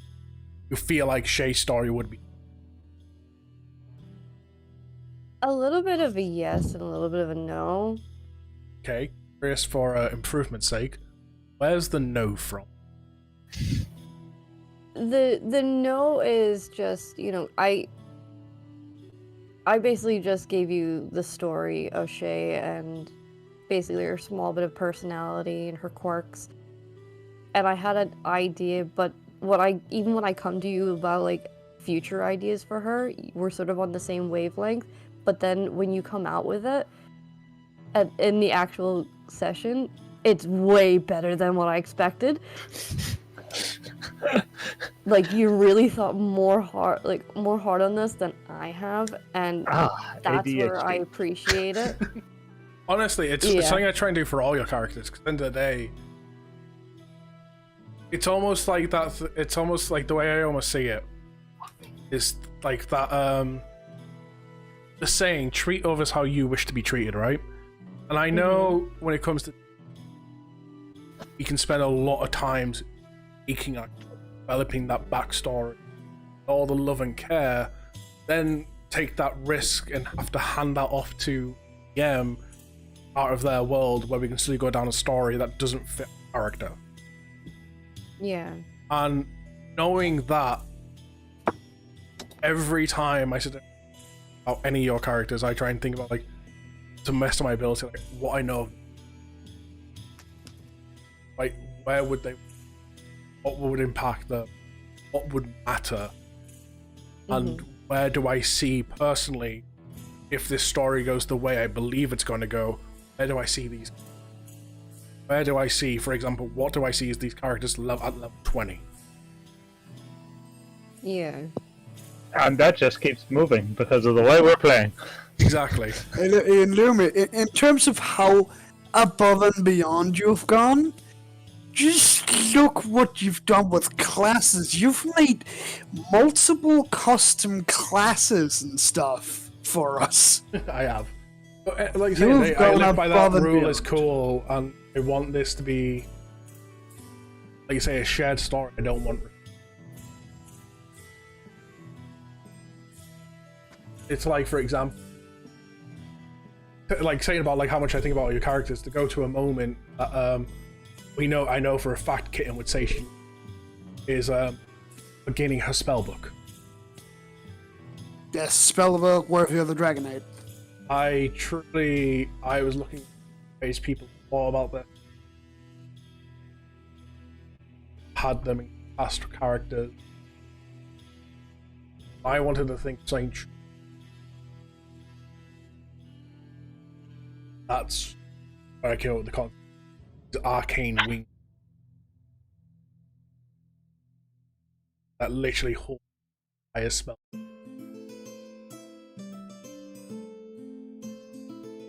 So, cool. To go back to before, Figure, cool. How are you confused? Because I didn't feel like I put a lot of background information in the begin with, and then I remember like the five of us kind of started off with a particular item that was to tie with our backstory, and we've kind of seen everyone's items being used and stuff. Every time we're in a session and it might be in the middle of combat, I'm not doing much, or there's a storyline going on and it's more in depth for like somebody else's background where I'm like, yeah, I'm going to take a quick note here. I'll look at it and go like, what the fuck is this information for me? Because it gives me nothing on my sheet to say what's on this piece of paper. And I'm still trying to figure it out. What, in terms of the alpha pelt? No, I'm talking about the letter. Oh, I mean, that was something for you to like your thing. Yeah, and I'm still trying to figure out what the fuck am I developing it with. Yeah, it can be anything. It could be anything. I mean, literally, like you say, you give me a little backstory. Like, honestly, out of everyone, the person that gave me the least amount of backstory was Trevor. That's because I wanted to develop mine as we went.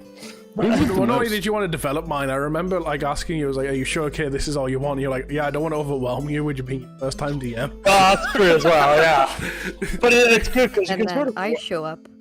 Literally, Trevor's backstory. Want to write the greatest song about an adventure. Cool, what the fuck am I doing about this character then?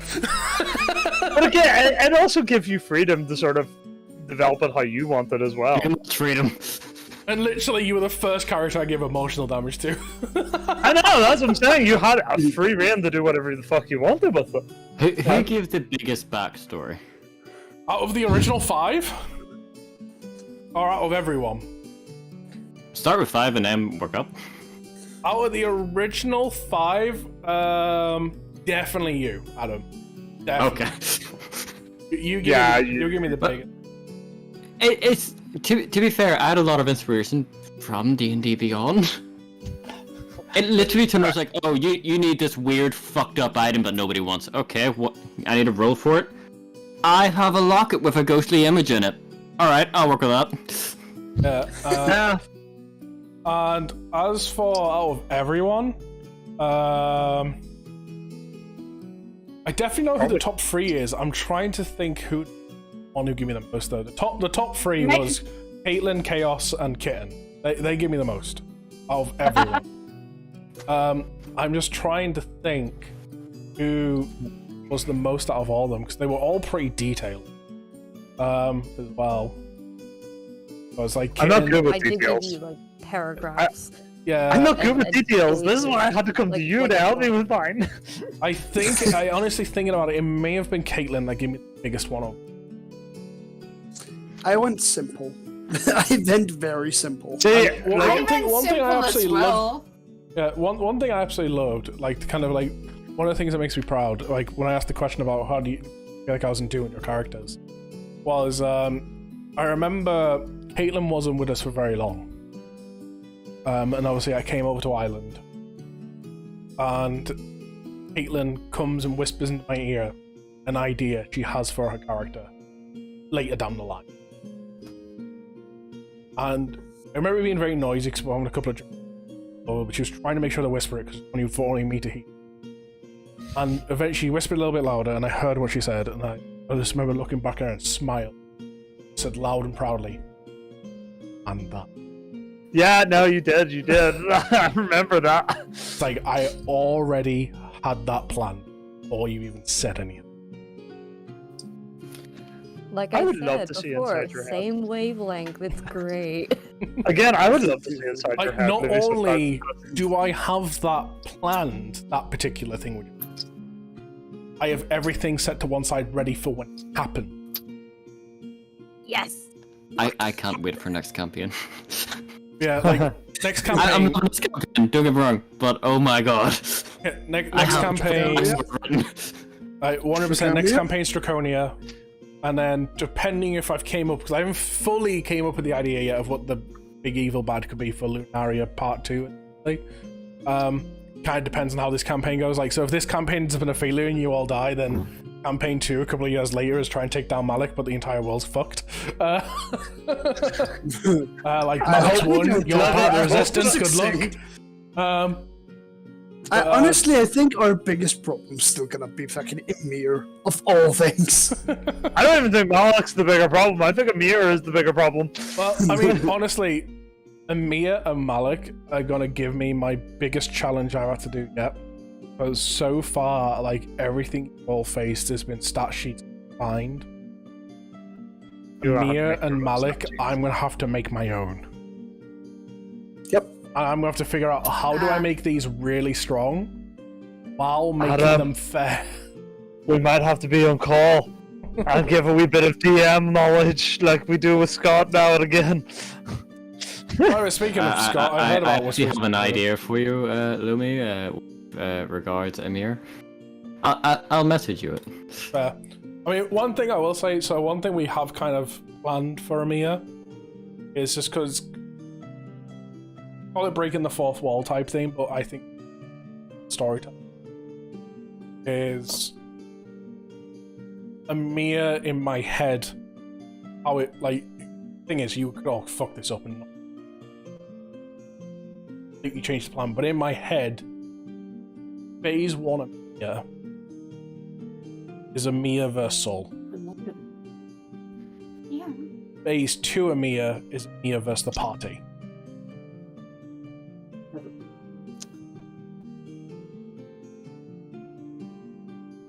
That's ultimate way to tell that story in my head.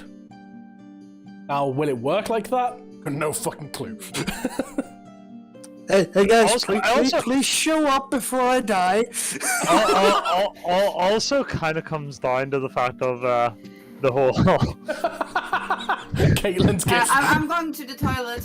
No problem. See when you try to like work that out as well. It also comes down to the point of how you tell Hart about Amir killing his mum as well, because that like is a whole other. Oh yeah.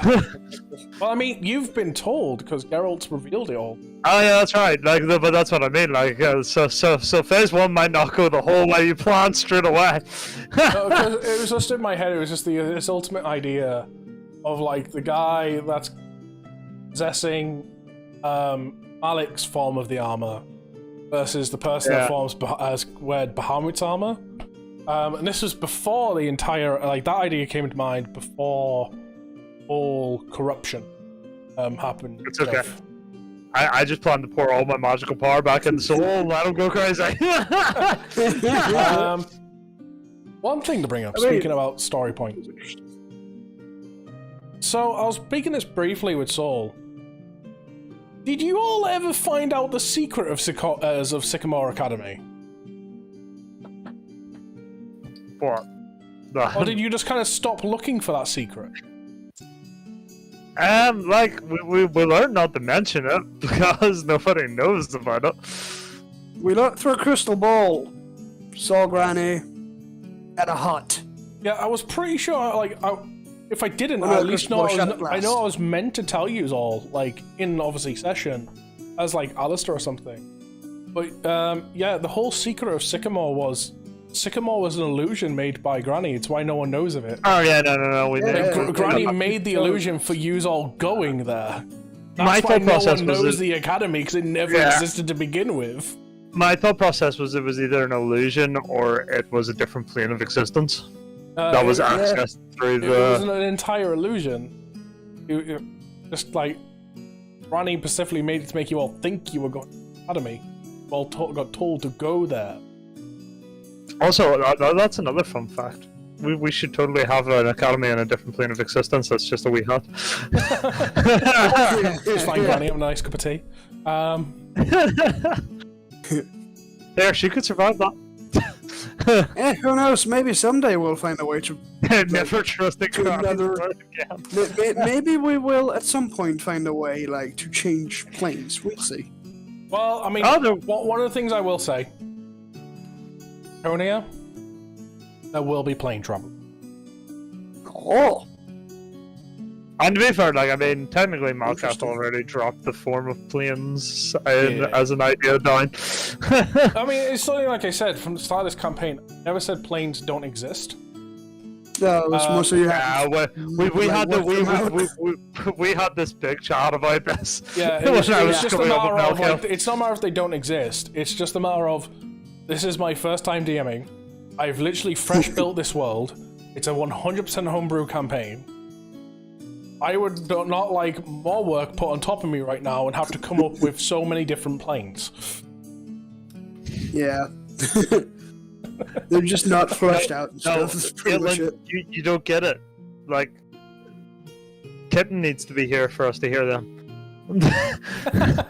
No, Kitten's got the dragons.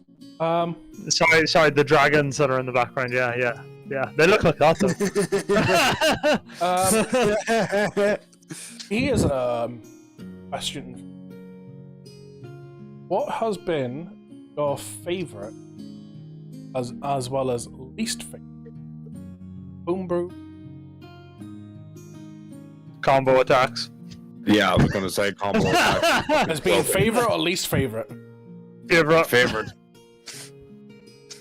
I'm gonna have to say that my favorite is the whole I can use two swords thing.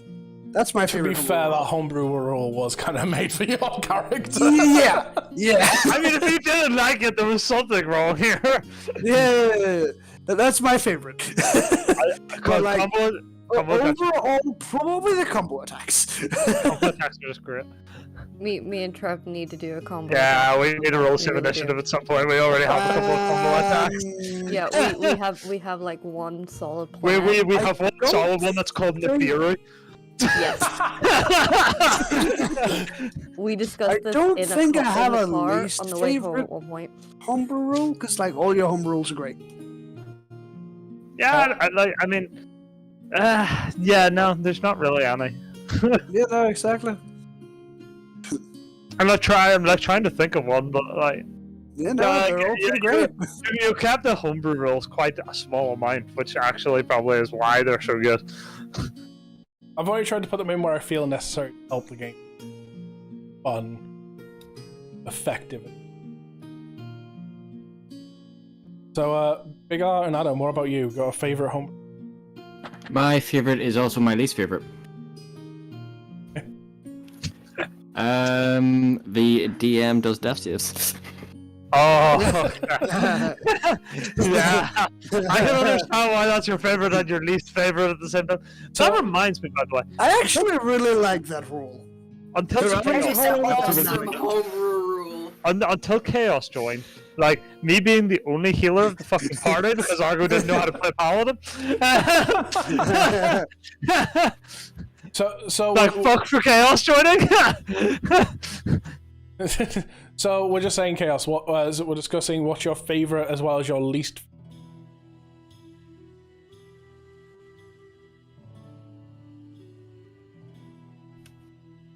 Okay, so Big R first. Nothing. Okay. Okay, cool. Big R, Caitlin.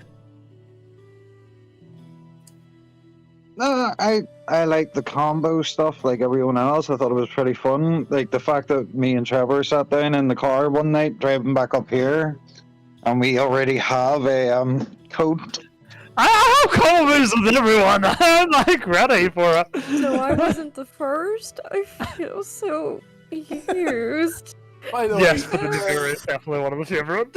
you can all thank Tales of Arise for that home. I thought it was Seven Deadly Sins. No, it was Tale of Arise. I was playing that at the time. I remember talking to Soul about it. Like, I love this, and I'm trying to figure out a way to pull. Oh, and I sort of thought about that, and eventually I came like, okay, this could work. Let's see how it goes. But here, what were we just discussing in the car, Begar? Oh, we were talking about that. It was like the week before we were actually we both got a same initiative role. And it was about tossing out the wharf and doing everything, and then we had a code name of what way we were going to do Oh my god, that's right! Never toss at the wharf.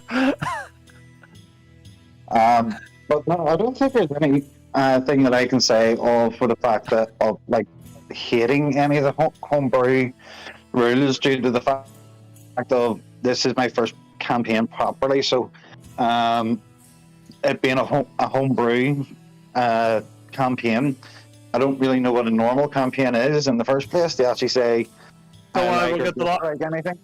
We'll get to that when Lumi's across. It's fine. I feel so sorry if it's going to be a thing where it's like, cool, I get to not be the DM for once, I get to be a player in Trevor campaign, and everyone else is like, fuck this, prefer with Lumi's DM. Like, I feel so bad. To be fair, no, my mind only plans to be like one session, so I'm like trying to fit everything in.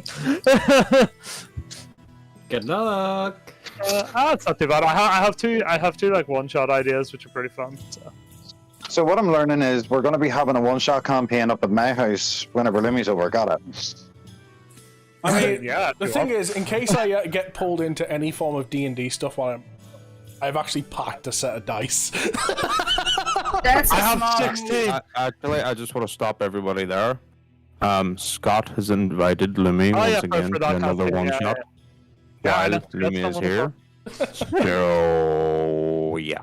Scott's done one as well. I have one for like with Big R and stuff when Lumi's here though. Yeah. And two other things, Lumi, you do not need to worry about dice because I have a sack of dice. I just want to bring my own just because I feel more attached to them. And it's like, okay, I'm gonna, that way if like if they do me good, I can praise them. Do me bad, and I can just blame them and put them in my own timeout corner. Yeah, true. Oh, we lost them, Adam. We lost Adam. And yes, secondly, I did mention. But the D&D card game thing. Yes. Oh, yeah, that. Oh, there's that as well. Oh my god, we have like 3 things. We've got so much to do. If you want, I have an idea. We could do it on your birthday. Well, funny enough, there will be something I will be discussing involving day of birthday. For when I'm discussing it tomorrow when we're all there. I've already discussed it with Saul. Since he's not going to be there, and it kind of involves him. It involves all the Digimon players. It's something to do. But anyway, it's something to discuss for tomorrow. But we could also do it on birthday as well and stuff, because I doubt we'd be there all day anyway. Yeah, I totally forgot about the whole don't tell the elves combo. Don't tell the elf. So, Chaos, do you have a favorite or a not favorite homebrew rule? It's hard because all your homebrew rules are great. Favorites, either combo moves or the DM makes the death saves. That is peak. Least favorite, just by a little, is hitting the armor class is half damage. That's the one. The grazing damage. The grazing damage. It's cool. That's why it's just a little bit less. I like all of them. None of them is my least favorite. Just a little bit worse than others. Like a little bit too much salt into the soup. I try to make sure that they all make sense. That matter of like throwing this roll in. Why? Because I can. It's no, it should be. Yeah. There was one. Go on. Who was saying something? I was saying there was. We go. Fuck. There was one cursed item I actually found out about yesterday, and I'm actually wondering, is it actually going to turn up into any of the campaigns? I don't know, there's a cursed axe line. There's something called the deck of many things that is cursed. No. Hang on. The deck of many things, if that ever shows up in the campaign, it's going to be a custom-made deck It's of many deck things. of many things. Yeah, please don't bring that back. I don't. I want the deck of many things, and Elden will just force everyone to pull a card. It'll be This 100% deck of custom many made. If I bring the deck of The many. cursed item. The cursed Again. item. Wax sealed version. The It's cursed deck of many item. things. I'm sorry. Go on. The cursed item.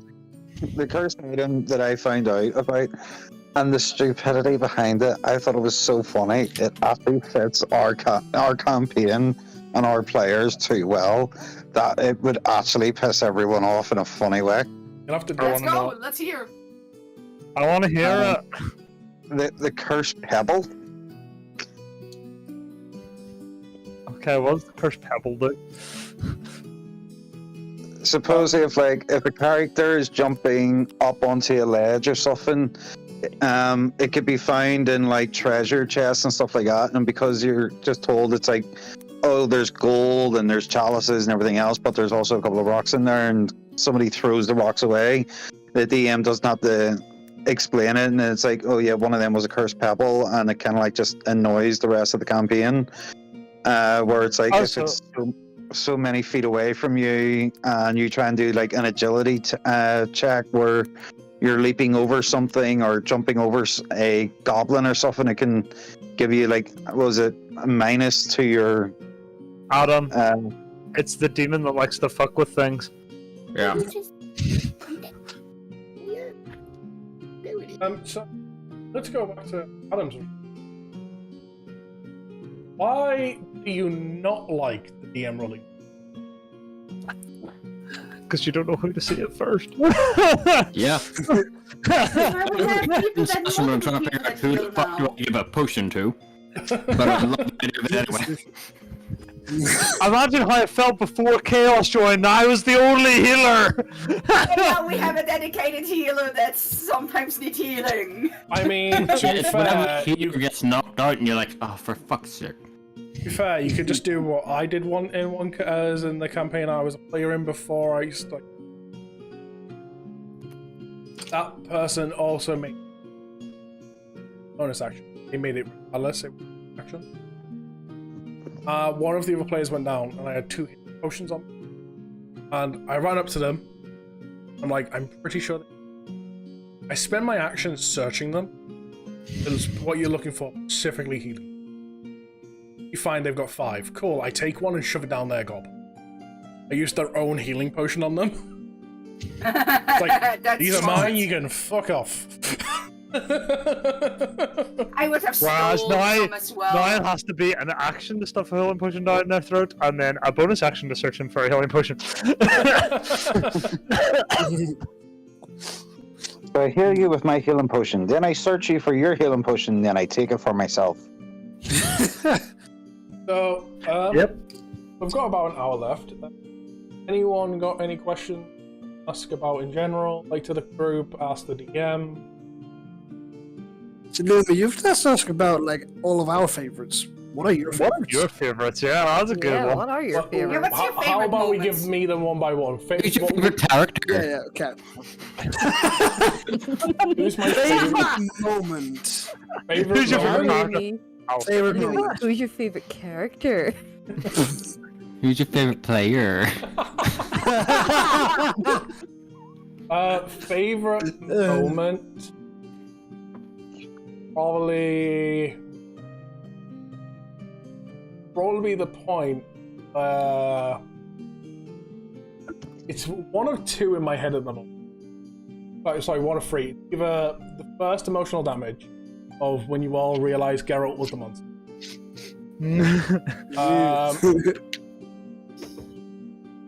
Or it would have been where you all realized the price you had to pay for the God of Truth. Yeah. Or the final possible one. That one shot. And just how it was in my moment of when start saving. That was fucking To awesome. be fair, that was pretty That epic. was Okay, so who wants the next favorite? Well, we already know what your least favorite moment was. Yeah, we do. Yeah, we do. Yep. Splicing all those fucking VODs together. No, that is your least moment that you've had to deal with off D&D. So what is your least favorite moment? Oh no, we know during- that as well. It was the one show we derailed. One show with barbarians. As good as it was, that fucking Okay. literally what was like the episode one- 2 onwards was just like fucking save me out. The thing is, as a DM, finding where you like need to give the players half an hour. Like, I need to extend this by half an hour. But finding places where to take time away from, so much harder, because if I even take 5 minutes away, Especially if it's on stream, I suppose, because Yeah. like as a DM, I don't have to care if my players Well, don't get like, to a certain point. I especially just with go, we'll how- pick this up next time. especially with how I've been structuring everything as well.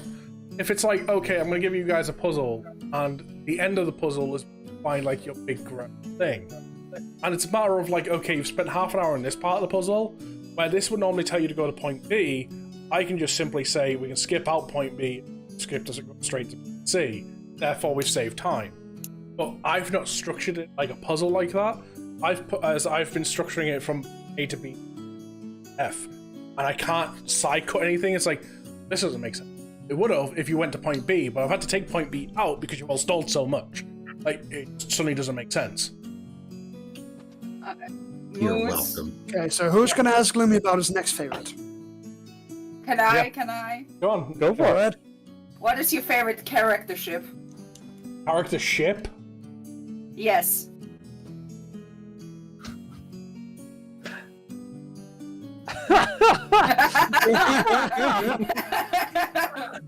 I think I know what it is, but I'm curious. Honestly, I think out of all the characters, there is like one ship, like kind of putting itself forward in a shape. And not saying it is, just the closest thing of one. Yep. And that would probably be Argo and Chaos. Yeah. Both Yeah, the Argo and purple Eldon. spots. Like, that's the closest thing to a ship we've had at like the current selection. Oh, the fucking phone. What? Holding it. Character. Turns It's out- the only character ship that we've had so far in this campaign. That is bullshit. In terms of the current characters, Yeah. okay. Me and Soul's characters have actually been friends since day dot. Yeah, but We shit. met up with That's each the other. people ending up Yeah, together. we're talking there's, ship, like, we're ship. talking ending up Ship together. is like Ship. ship is like relationship going out. Like you and Soul have been like bros. Yeah, we have a good friend ship. Yeah, no, so Vicar, ship in normal context is going in a might relationship more than friends. That is the normal deficit. I mean, let's put it this way: has your What character about- done any form of flirting God. this with Souls? No. Then no, it's not ship in that sense. Yeah, Okay. it's not. See, what I find, like, there is, you know, the shipping and, like, there's the relationship version of it in D&D, but there is that also who's bonded the most to another character. In terms of And bond, which I can definitely say, like, Chaos and was it Eldon and Shay have bonded like a mother and daughter. I have to say as well though, Hart and like Lucian, like I went into that man's inner world. Yeah, we've been pretty close. A little too close. You went into me brain. Safrina's bonded pretty well. That's true. Sabrina as well as bonded pretty well with Shay. So, and the female people of the group bonded extremely well I mean, to each I'm other. pretty sure Shay was like asleep in Sabrina's tail at one point. Yeah. Very recently. Yeah. See, at the early parts of when Shay was introduced, Sabrina and Shay were a bit close. It was more with the other characters not here anymore. Lucid, They yeah, bonded, it's Lucid's yeah. character. You see, but they that, bonded that, very well.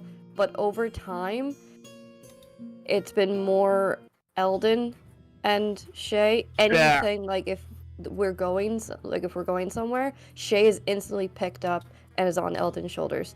Oh, that's true as well. Yeah. When everyone's Yeah, sitting down that's for true. food, Shay instantly gets like a whole thing of Oh, yeah. crystals that she can hoard. She's been even taught like how to have proper manners because she was never taught that. Yeah, and I remember Eldon the has scene been with the the foods. mother. Yeah, and Eldon was like, Shay eats crystals. So, do you want more crystals? Yeah, it creates food for Shay. That's just crystals here. Speaking That of was funny adorable. moments, speaking of the most recent funny moment, the dinner with the Lord of Dragons, where everyone was like, "How the fuck are we supposed to deal with the fucking fork and knives and stuff?" Everyone's I got wasn't a there for this. Please explain. So, Eldon was used to this. Shut up. so You're on a mission. yeah, well, you got sent off on a mission. But that's the reason you went. But essentially, they all went to have dinner, Lord Alistair. And I decided against the idea and how much.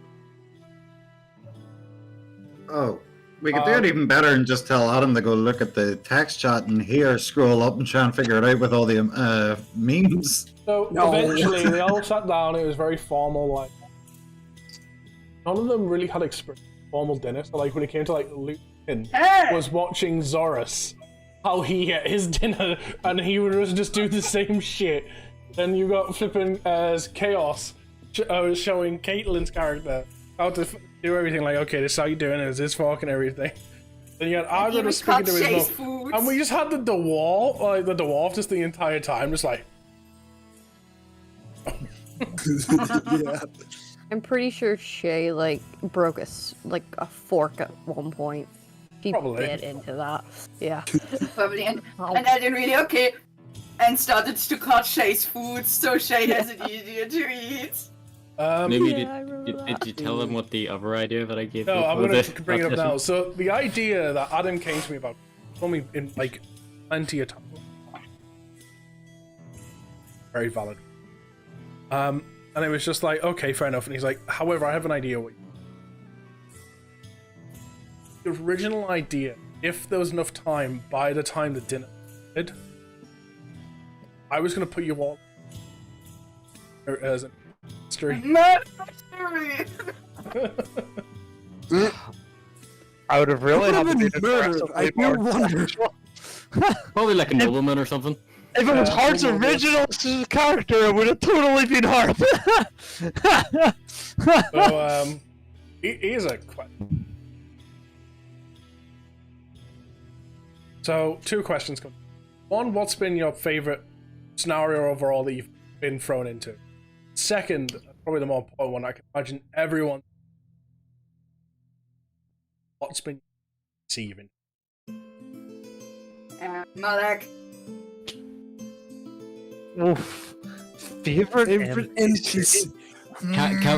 Can we pick NPCs that used to be PCs? Like a certain Amir? No, they have to have been an NPC their entire time. Oh.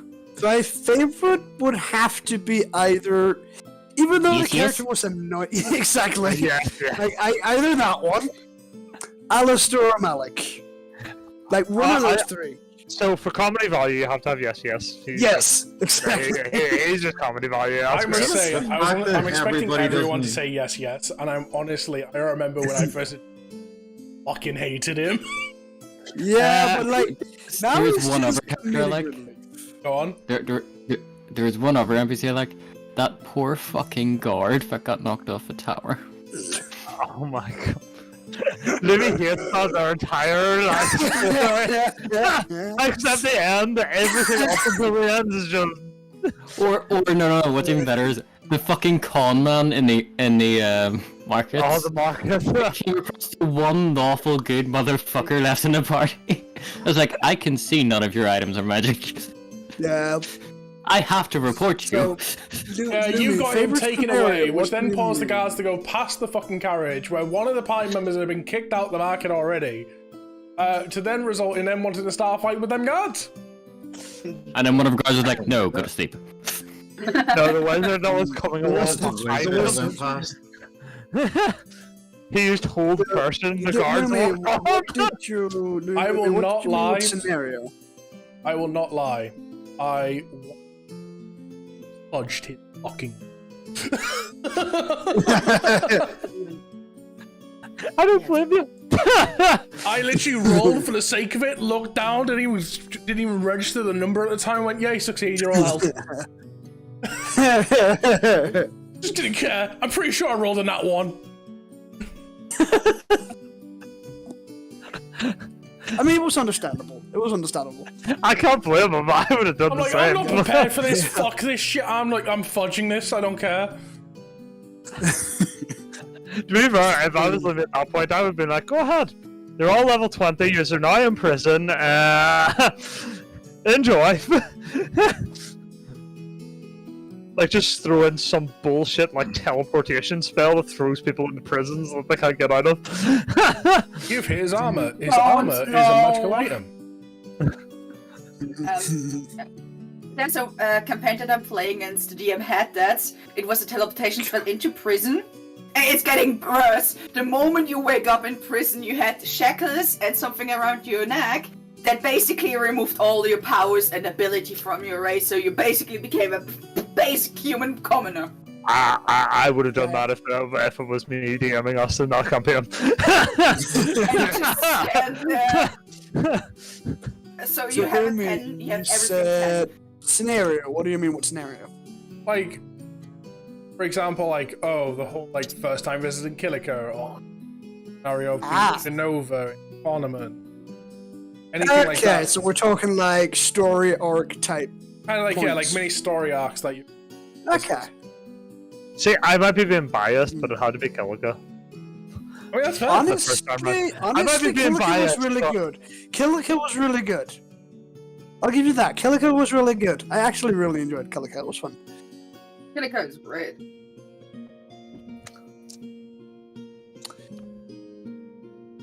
Anyone got anything else for NPC?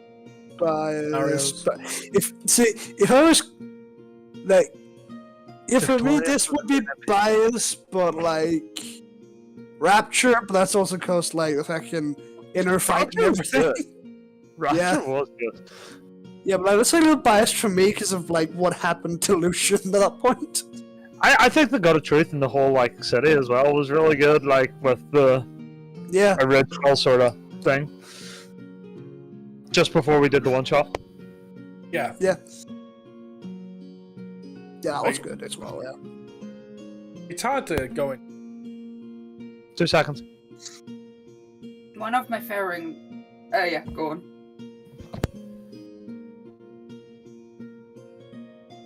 To go together.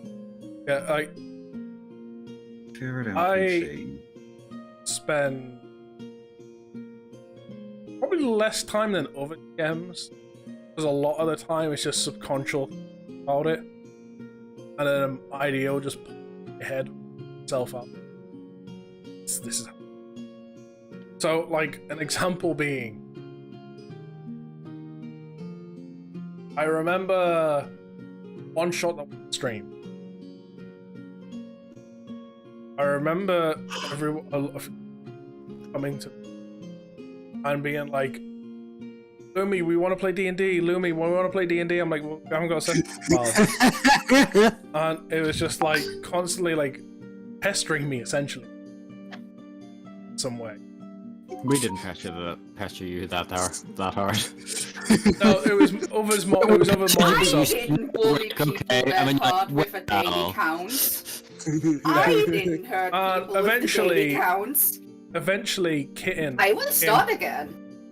Kitten came to my defense and was like, guys, you can't expect everything one shot. And then I kind of took that as a challenge. Yeah, I was about to say, living character probably took that as a challenge, except Like, right, okay, one shot, what can we do? What can I explore that I'm not gonna do? Thieves Guild. Yeah, fuck it. Right, I've got a one shot idea. And it was just off. Yeah. What's even better I is also love how close we were to kidnapping Caitlyn's character. I have a question. what's also funny about that was whenever you started that one shot, you said, "Yeah, this is probably gonna be more about Argo's backstory." Didn't even touch on his backstory. Went more into We did at the start. Yeah, we did start, but then no. What's your question again? There's probably more in that than about Caitlyn's backstory than Argo's. Actually, there's more in it, Baba. Yep. It really was. I'm sure if we revisited that one shot for the Thieves Guild and what have you, I'm sure that there would be a lot of backstory given up for me, at least, you know, and for Caitlyn's story. I mean, Caitlyn's was more of just an introduction to the character. But anyway, I had a question before. What happens if you have two favorite NPCs? Hey, both of them? That's them both. The mobile situation. So, one of them's definitely Spicing for me. Oh, yeah, Spicing. Oh, Spicing has become such a meme, you don't even realize. So, myself, Big R, and Saul play a game called Demio. Like D&D, but as on. I've added it to my wish list. Yeah, it's so good, right? And So as good. the ranger in the game, you have the ability to summon mini companions or one big companion. If you summon one big companion, you summon a wolf. And we've just done it every time we summon a wolf, it's Spicing. Even though the wolf's name's something completely different, it's Spicing. Then my second favorite NPC, just for the full characterness of them from like start to finish, has to be Alphino. Alphino was so awesome. Alphino started as such a pathetic character, like it just developed into like this actual. Honestly, Alphino was this character down and being. It was my first time properly trying to figure out an NPC that's not just buy.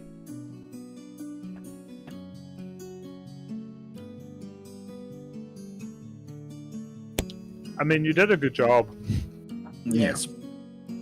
He did develop a lot more the second time around, Dolga. Oh yeah. Yeah, when we came back, yeah. Well, I mean, it built up a lot of confidence. I mean, he kind of like the obvious answer's there, but I mean, I know for a fact I've built. Also happy.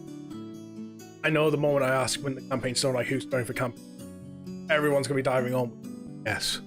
Yes. Yes. Like Yes. all these campaigns to come, it's like at this point, like I'm stuck as the forever DM. My response is potato. That's always your response. Hang on. Jimmy, second campaign, giant living vegetable potato night. we could maybe make it happen. Definitely make it happen. Mutated vegetable that actually is live. One thing definitely point.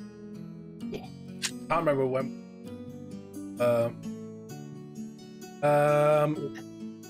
One of the biggest points that has helped these sessions so much, and have to be a shout out MVP. Fucking. Oh yeah. Yes. The butt's on point. Every single The time. music bot. Oh yeah, he's definitely MVP. So apparently, Chaos's boyfriend, Argo, flirting with Holden up. I don't see how. Explain? Yeah, I need further explanation for this. The whole ship thing, probably. So, moment. Explain. Explain. There was like one moment in the last session that I watched with you guys where it was just Eldon and Argo talking back and forth. And it was just like a sweet, cute moment that felt like it was egged on by Argo. But I don't know. I'm taking a random shot in the dark, Like. and It's just like, it seems like it could be a flirt.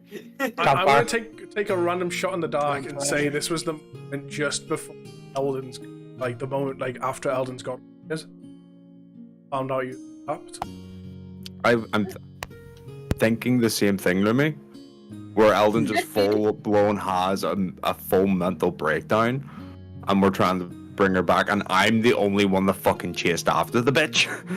Here, I brought no. Listen, I brought toast. I shoved it into Big R's mouth, and I tried my hardest to calm her down. And then she ended up getting away. We listened to him while you chased after her, and I came running behind. I learned from my mistakes.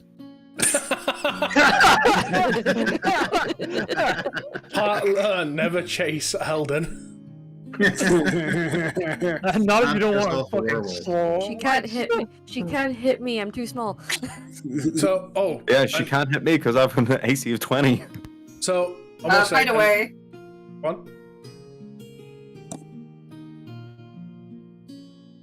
Bye. Hi. Ah, the boyfriend This has a is- face. I've seen the face before. So, I will say another favorite moment of mine just came to my head. I'm pretty sure I think everyone this moment knows. Wake up to reality. Nothing ever goes as planned in this accursed world. Oh, fuck! Wake up to reality. Nothing ever goes as planned in this accursed world. The longer you live, the more you'll realize the only thing that truly exists in this reality are merely pain. I'm pretty sure everyone loved that moment. Yes! Like, Malik is a brilliant bad guy. You just gotta say it. You mean the moment whenever Chaos's character swipe right and twins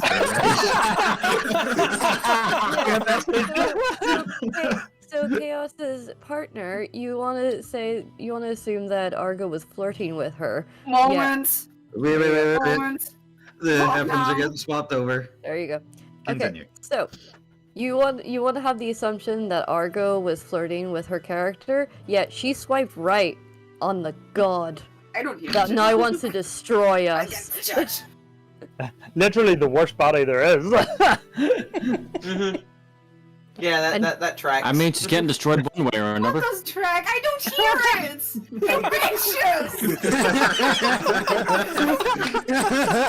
And also, They told me that your character swiped right on the biggest bad in the entire campaign. Yeah. Personally, would always fucking swipe for accepting Ellen was. Axeman, all seriousness. We were literally in a serious part of the campaign. Malik just showed himself out to the world, and to break the tension, the first thing I go is, holy shit, Eldon just swiped right and twinned her, didn't she? Fuck! Just to break the tension. and don't you worry. Well, you dipshits. I think that was. I'm pretty sure that was one of the jokes that got you inspiration. Yes, I'm pretty sure it was. Which joke? The fact about him saying that you swiped right. Hey, I personally, I got inspiration a swipe session right. before. To be fair, I personally would swipe right multiple times. Eldon was like looking at it, how do I do this? Swipes right if she wanted to swipe left, like. To be fair, to give Eldon credit, Eldon is an old lady. She may not be up to date with all the technology. She is the grandma of the group. See, this is where you go. So here's a link. Figure it out. This tells you Okay, how to work your Lumi, phone. you asked us what's your favorite scenario. My favorite scenario. It's probably actually like I had that voice line and everything done for that so far in advance because like that was something that was going to happen in that scene. It was going to happen later in life. Like that type of thing wasn't actually meant to happen till like an aisle, and then you mean when her ladyship arrived on the scene? yeah, and then chaos just lit the fucking fuse. She was like, the beacons are lit!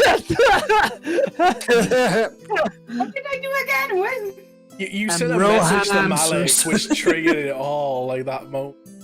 Like you lit the beacons. Like that. Malik, that the scenario beacons was are lit. great. And Malik answers. Another scenario I kind of like because it could have went one way or the other. I won't lie, and it went the way it didn't. There was totally going to be. Jesus! When you all decided to camp right next to an outpost, and you all woke up and were like questioning, should we investigate? Should not? What should we do? Dragons start flying overhead, and you're all like, let's get the fuck out. Like, yeah. I'm not gonna lie, if you all decided to go in at that moment, you. We know, So, we did the right choice. It's okay, Eldon, I'll let you the loot. No, you don't understand. Eldon has a -1 to charisma and disadvantage to persuasion. So if I remember correctly, Who's charisma shit? I'm not good. If I remember correctly, doesn't Eldon still have a -1? Yeah, she always, because of the 1 breath attack. Yeah, I mean it's damages your armor. You can get your armor fixed. Ah, that reminds me. I'm so glad I have the medallion. Ah, Yeah, you have that medallion. attacks. I mean, we're still in Tarragon. You can get it fixed in Tarragon. Hey, to be honest, when I wrote if Eldon would be a bot, she would try to seduce the BBG. That is a 100% thing, but she has a charisma and she's too self-conscious Don't for worry. it. I'll help Eldon. I'll just be like, so Amir, what's up, baby? Literally, it'd just be like, Eldon sends a message. I'll do Malik. And we'll keep talking a while. Let's get up. Next thing you know, Malik's like, What the fuck? Okay. We're just gonna pretend that didn't happen, and I'm gonna do this. Wake up to reality. No, imagine we are random. Eldon doesn't know where she is playing. Hey, Malik, how are you? I'm lost. Honestly, I could have Instead of the entire spiel, Malik's like... lines just become, wake up to reality. We're never getting together. Yeah, you know, another thing I could have seen happening at that moment is Malik tracing the spell and sending Amir right to us. Yeah, Trevor, you mentioned seducing Amir. Yeah, I know that's near impossible, but it would be funny. Amir has had her emotions pretty much stripped from her. She does not feel love or anything. If you somehow get in bed with her, it is 100% a torture scene. All Amir knows is orders. D&D character would love that. I have a D&D character that is 100% perfect honey pot, and she had at least once with 7 guys. So I mean, my honey pot. Most people don't have your limbs in bed. I mean, no, don't worry. Bard in the streets, beast in the shades. I mean, the oddest scenario I've ever been in for a character at all. That's the one based off of. I wasn't the character involved. I was just in the session as a player. One of our other players, they were playing this very bossy, evil. Get the fuck out of my way. Do as I say. I'm a goddess. And another one of the characters was someone that was very naive and almost believed. Yes. And decided to attach themselves to be very good friends with the bossy one. So eventually, the bossy one was like, "Fuck this, I'm horny." Went to a sex shop. Hired a race that can very much make themselves look like anyone, and made this race look like her. She went off to go and have sex with herself. And the process of the naive one being like, "Well, what should I do then?" Didn't even have to roll a persuasion check. The bossy one managed to convince her to buy a ball gag, put it in her mouth, as it will help her learn how to read. So we had this little naive character. Like, the best way to describe it is more naive, but like the shade of that group, but a lot more naive. I'm heading off for you. Hey. No problem. Okay. That's fine. Bye. Hi, girls. Yeah, it was like definitely like the little character, like the newest one, but like super naive and everything. Not convinced to wear a ball gag, help them learn how to. It almost reminds me of Grimson. I don't know why. Adam, you can explain Grimson, can't you? I've explained him enough. I'd rather explain Frowlin up in the world's most perfect fucking fireball. You know what we need to do? We need a Grimson for the next campaign. I'm sorry, was Morgan not enough for you? No, we need a Grimson. Lumi, what's your least favorite homebrew rule? Honestly, we don't like. Yeah, he's the one that came up with them or brought them in. Yeah, If it's one he doesn't like, it's not going to be in. I can honestly tell you the one I was worried about, the two I've been the two I didn't dislike, but the two I was worried about the most. One for maybe being a bit too broken would have been the Jew bomb, but so far that's come across very nicely. What is the dual wield one anyway? It's basically that I can swing with both swords on one action.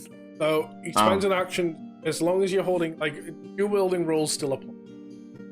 But is when your action, and when your main hand hits, you then get a free action to offhand use. If you ever get a miss, at that point you may spend your bonus action to balance yourself. It would be sort of something like Sword Art, where Corrido like spins one Think sword of, into the think of the boss fight against the Minotaur thing, where he dual wields for the first time. It has Yeah, been where he- fucking forever since I've watched Sword next. Basically, though, where he like uses his momentum to swing one sword into another sword attack. Yeah. That's essentially how it goes. It's like when he like hits them and then spins around and whacks with the other sword at the same time. I believe the attack is called Starburst Stream. Yeah. It's I mean, fucking amazing. he has a few attacks that he has dual wield stuff with, but yeah. That's the basic concept of using the momentum It's like of swinging one now. swing to bring the other swing in, type thing. But you only get to hit with the offhand if the first one hit. So if that missed at all, you had to either spend a bonus action. If you had to either spend your bonus action to re-foot yourself for the offhand to go in, or you just didn't get your offhand attack. Tried with your got extra attack, next attack. That got to hit instead, then your offhand go in. So basically, it's all to do with his momentum. He just keeps. If he misses, he's off balance and needs to like reposition himself for the next step. So I was worried about that being a bit too. So far, it's been. The other one I was worried about like you guys may just not get it.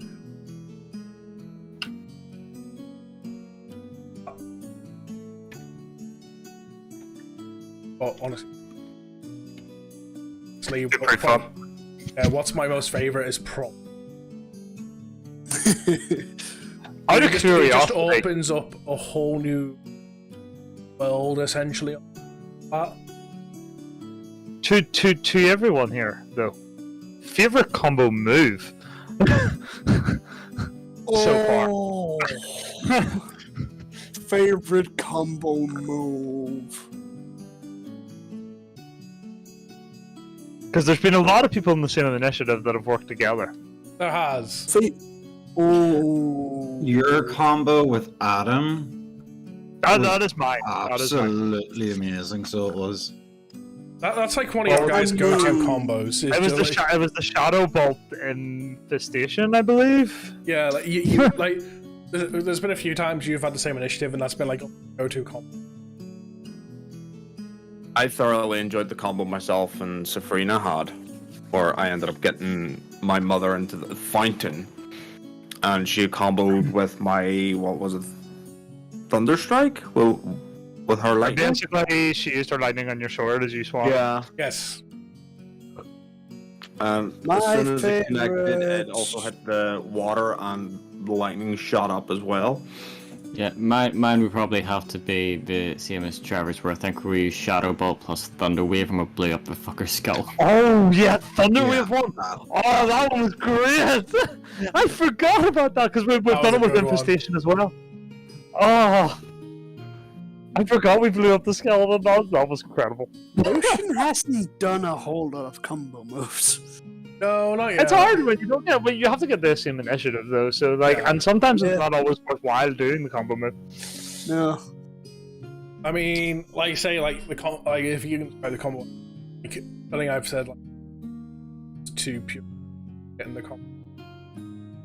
If your next combo, give it your and sort on switch. I was about to say switch. God, Yeah. we were in the same one right there. That makes me think back to episode 1 where me and Argo worked together to cleave a cobalt in half or something like that. Yeah. Oh yeah, that was fun. Comboing before combo. Thinking back of episode 1, I remember the lightning of our most perceptive person walking into the goblin. Goblin, and then I one-shot Goblin, and then I one-shot his friend, and then I think I one-shot one more of them. Like everyone else saw it. Bartholomew, bonk! Big heavy paladin standing in the middle, swinging at 2 goblins in front of him, kept missing, whereas I'm just one-shotting fuckers with like double their health. I remember, episode 1 where you ended up in the ship. Adam. You got killed by the fucking captain. I remember I had to use my invisible servant to like springboard myself up to save him. And then a good moment, I also remember, and I pulled him into the water. I was gonna say, I probably remember that's probably the one moment where like a scenario happened that I didn't know, and I was like, I've just been outsmarted. Fucking well done. Yeah, I just pulled him into the water, and Bartholomew just pelted him with arrows. It was great. Yeah, then there was also Argo tripping over the invisible servant into the barrels and tripping over the barrels. Yeah, I thought we were mentioning that again. Getting pissed off at the pirates threw all the tea into the harbour. That fight was also place. Apparently, somehow, every time Hart brings out his dagger, he gets the fucking crit in the killing blow. I completely forgot about the fact that I jumped off the ship and was just like, you know what, let me fuck it, 2 daggers off the ship on top of him. Fucking nut 20. That was funny. Yeah. Yeah. What else can we think of? What else can we think of? There's so many good moments across There really is. I really do need to get the same initiative as Caitlin though, because Nibiria is the best move we've come up with. I love the fact that you've all been going away and thinking about this. Like, hey, if we get the same, what combos can we? But yeah, see, it is quite funny because I think it was we were driving home from Dragon's Gale and me and Caitlin were sitting in the front and we were like, what combo moves can we do? What spells do you have? What spells do I have? Yeah, that's the issue though. There's a lot more range and versatility with fucking spellcasters on their combos. Well, I mean, like you said, you describe it, like, I give, like, I remember when I brought this homebrew, I give, like, so many scenarios, sword user, fireball. Like, okay, fireball's an AoE type. But depending on how you channel that spell into the combo, there's a matter of like, okay, you can make so it's a small impact explosion, so the flames engulf the sword, and whoever the sword hits first by a fireball that's off into that person. Or, or the sword gets to be swung and direct the fireball in that direction, almost like a corner shot. Or you could concentrate so much to the point where when the sword stabs, the opposite. Like, that's all. There are 3 different ways of comboing with just a sword and fire. I have to point out, Chaos just said my favourite was when we were all, but 2 of us in the same combo groups. Because we all kind of rolled as there was like 3 of us in one initiative and 2 of us in another. Yeah, the fucking level 21 shot where we like killed, what was it, 12 groups or some shit with one combo move. It was fucking insane. I was also going to say that there was the one where we were all like in the same combo as well. That was against the water dragon. So there was 2 moments, because there was that one that you said where the combo move took out like 12 different but I'm not sure which one it is. But that wasn't a really combo move that took out 12 parties. That was an something like that. That was more like an RP. Level 21 shot was time holes. So I remember. It was a matter of like for smaller groups you were RPing way through. Yeah, whereas the actual water dragon, we were in initiative and there was like 2 combo groups. It was funny because Big R's character decided he's gonna start counting to be like fucking Gimli in Lord of the Rings. He's like, I want like fucking very odd. I'm like, okay, we've just killed like how many? Oh yeah, that was in the one. That only counts as 1. That only counts as 1. So, I will ask I'll ask 2 final questions before we head off. One question being, what has been your favorite thing, self or players? Ability, weapon, anything. Chessboard. It's not unique. That episode 1 was great with us. So like the gif I shared with the 2 kings just going like this. What was the question? The question was, what is your favorite unique thing, like ability, item, has been given to yourself or another member of the party? An example being like the whole class of Lucian, or the fact that Big R can summon wolves in his werewolf form, and Bartholomew his eyes ability. What is your favorite unique thing that yourself has gotten, ability, class, item, or someone else has gotten? My favorite has to be Soul's fucking armor because of his spell it's based off, and it's one of my favorite spells. Big Bear his is pretty cool. I was about to say, early on the armor, then later on the entire class, which now has the armor in the class, which is not activated yet. Originally, I was going to say the like dagger, but actually, no, like Soul's entire class thing, like even like down to the inner world, like Bonkai thing. I mean, there's so much more of that class to come. There's so much more. There's so much more. The fact that it's so heavily based on Bleach, and I love that anime. It's just so unique and so good. I do also have to say, Sifrina's spellbook is pretty fucking nice. It is really cool as well. Yeah, that's what I'm saying. Chaos said Sifrina's spellbook.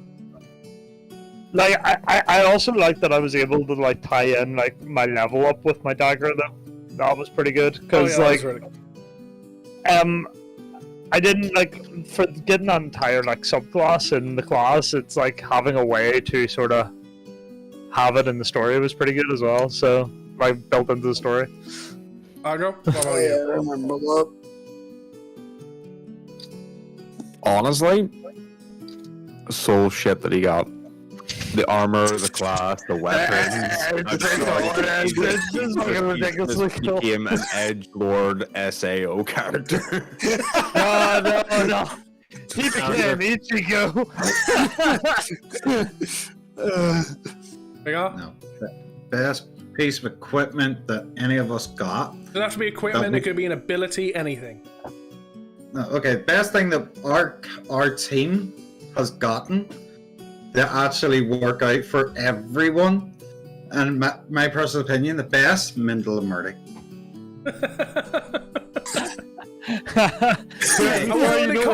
That carriage gets us places.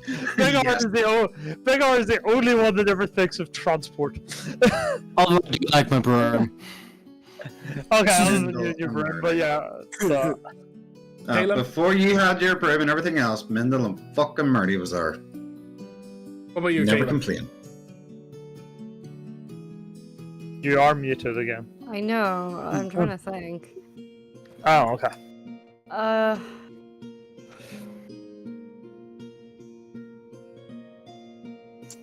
honestly don't know. You don't know. I don't know. If we're talking about what's to come in the future, I know exactly. Huh? Talking about what's to come in the future, obviously spoilers, but I know exactly what you'd say. Yeah. In terms of what I know about Kitten's class, it's a really fucking cool class. Because I've had a read through it.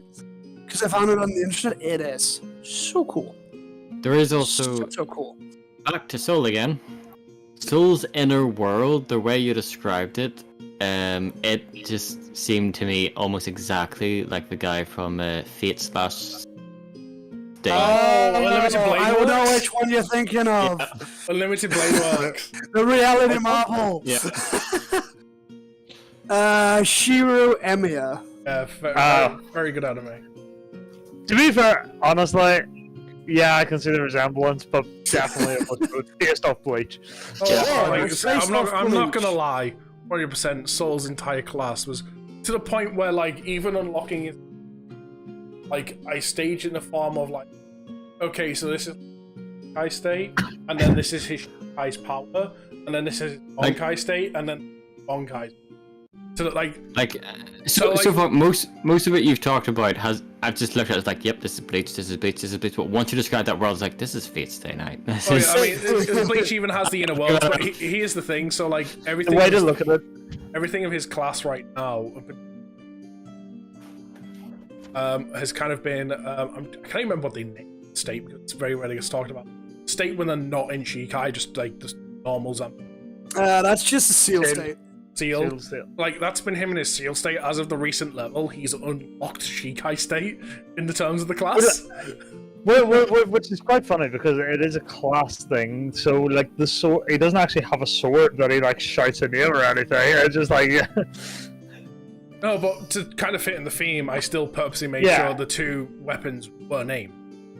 Yeah, and on top of that, like the entire inner world bit was just like when your Ichi is training Ichigo and the Bonkai. Again, like the inner world was kind of a mixture of that and the Blade Stay Night Unlimited Blade Works. Oh, so Ultimate Blade Works. It was a little bit of that, yeah. Oh, there you go, Adam. You're right. It was a little bit mixed. Yeah. I love that anime. Oh, it's a fantastic anime. I fucking love it. I've only ever watched the original. I really need to finish them because, like, it seems so good. The original Fate. I watched Fate Zero. That was fantastic. It's whichever one had Gilgamesh in is the one I've watched. Technically, both when of he them. was taking part. When he was taking part. Trev. Technically, both of them have Gilgamesh. Yeah, but when he was actually taking part as a participant That's for Fate the whole Zero. real. That's Fate Zero. Yeah, I have seen part of Fate Zero, but that's it. Fate Zero is Fate so Zero fucking. It's good. It is good. Like say Fate Stay Night. Unlimited Blade Works, so good. All I'm going to say is I'm not going to go into too much detail. Technically become a participant, doesn't he? No. Huh?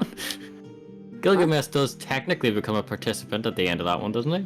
Kind of, yeah, because the whole story is tied to it, stuff. It's kind of, I think it's more of a matter of like Fate's. Yeah, and like he never got sent back. See, where I've seen up to was when all the assassins were on the bridge and the guy Ryder like unleashes his thing. Yeah, For the that first Ryder time. in Fate Zero was such a fuck. He was such a good He was character. an actual king. Yes. Yes, he was. Oh, he was fantastic. Ryder's probably my favorite character from Fate Zero. To be honest, I did love Gilgamesh. Yeah, no, Gilgamesh was really, really cool. Just Ryder had such a personality. Fucking Gilgamesh is what was it fucking called again when they Oh fucking! I can't remember because this It's Royal Phantom. That was it, yeah, Royal Phantom. Gilgamesh's Royal Phantom. It's It was just not Royal Phantasma. yeah, it's just fucking insane. Did you What get to was the it point in the called? anime where Was you it get like to see his Sacred Royal Weapons or Phasma? something, or Sacred Vault? Yeah, Sacred No, they Vault. were all but. Yeah. Did you no, get you're to the right. point where you seen Gilgamesh's? I'm not sure. No, I literally was the Ryder one when he first revealed it. After they were talking Okay. about like what makes a good So, king, and then all I wanna on say- the bridge he shows his. I'm pretty You're sure in at some for a point, treat. all I wanna You're say is in I'm for a pretty treat, sure- mate. You know how Gilgamesh small paw has like a vault tech. Yep. His noble phantasm. It's that their spiral There's thing. I've seen the fight. multiple balls in the sky and multiple spears come out, and he's just sitting there like. It's just like you're fucked. Yeah. He but has so I- many holy weapons.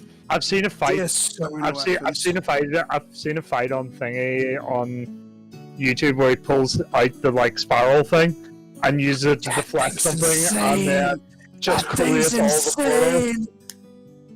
the fire. insane. That sword he has is fucking insane. Lumi, What stupid moment question. would I what moment change do a bit different? It's not a bad question. Honestly, I feel there's a few.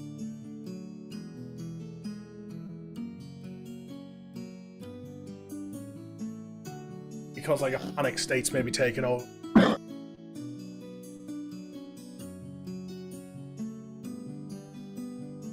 One I would definitely approach different.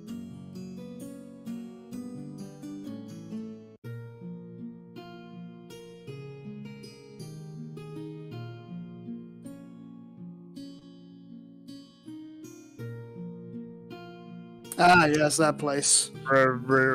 What is it? Rapture? It was the above place Rapture. off Rapture. Nazareth. Nazareth. Nazareth.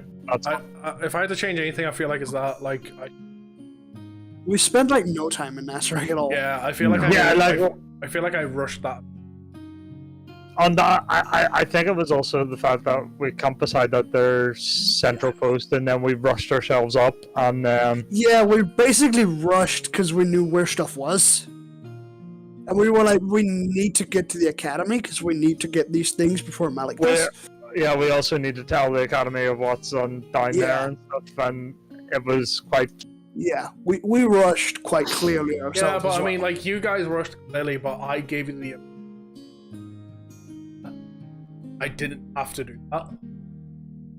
Yeah, all we really need to do is get a always Stoll or yeah. Safrin or whoever the hell it is that can talk to Bahamut and just get them to fucking talk to Bahamut. I mean, we didn't need to fast travel over there to tell them that.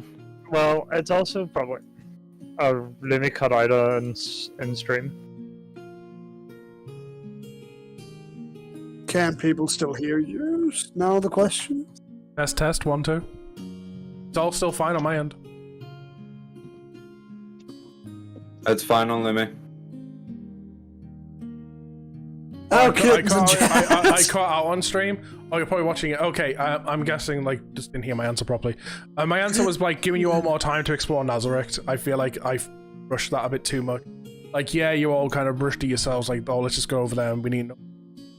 But I'm also as the DM like gave you access to a teleport circle to rush it type thing, not like take time to maybe travel to the city, then travel back or travel all the way around and stuff. Like, I gave that option, which then caused the rush to happen. So if I think you also put the pressure on by putting the big army camp there as well. yeah. Are Are there any like background or mundane magical effects that you want to add? I'll give you an example because it's a bit of a weird question to ask. One thing that I wanted to add to a campaign was in a certain city, if you tried to buy something, you would often be asked to sign something as well, and if you didn't read it correctly, you'd be basically, you know how you have to sign the terms and conditions? Yeah. And you know how there's always that thing of tick this to receive emails and things like that? Yeah. So yeah, I know. Basically, if you tick that, anytime you walk into the fucking city, once you've breached the walls, you instantly get like a, you know, like whenever someone casts message or sending, you get that into your head of the latest offers. You just get spam mail. Adam wants to make Apple shops. Got it. Yeah, it's like mundane magical effects So is what first I mean. of all, like city effects and stuff. Yeah, so first of all, chaos, yes, that's where Eldon lashed out at a deity. So any mundane effects?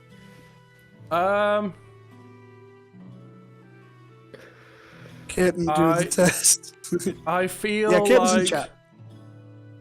Oh, is she? Yeah. Hi, Kitten, sorry, I had the chat covered there, I had something else open. I feel like you're here as we're literally about to end in 5 minutes. Test. Yeah, there's a go to the D&D text channel. There's a test Go that in Chaos D&D text posted. channel. You find this pin message. Press it. It'll take you to this thing here. Do that test, and you've got to do it as your character as Safrina, and do it again as Lilu. See if you're a soldier, a poet, or a king. Just right. That was good. But yeah, I kind of wish maybe I didn't want to overcommit to it at the beginning, but the idea of like putting a bit more magical things just generally in the world type thing would be definitely something I'd more of.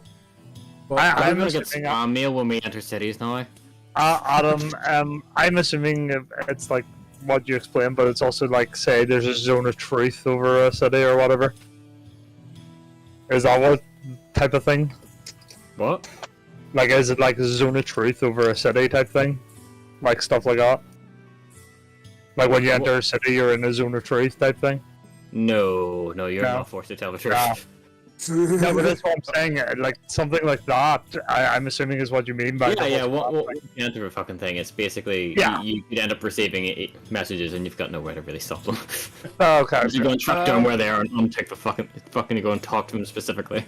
So, I mean, there's a chance we could come back to Naseric at a later date. Lumi, probably 100% you are probably making your way back. Lumi, got it. Instead of Adam's thing, and when we enter a magical city with like this thing, it gives us waypoint markers into our vision. Like quest icons. Skyrim. So The Skyrim compass.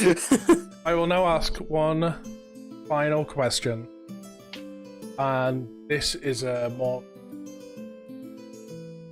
considered so obvious. 4 minutes left. The final question I have for you: have you all been happy? DM style story I've found for you so far. Yeah, it's Yes. Yes. Hey. Yes. Yes. Lumi. He had to be big guy. He had to be big guy. 1,000% yes. Give us more. I want more. Yes. More. That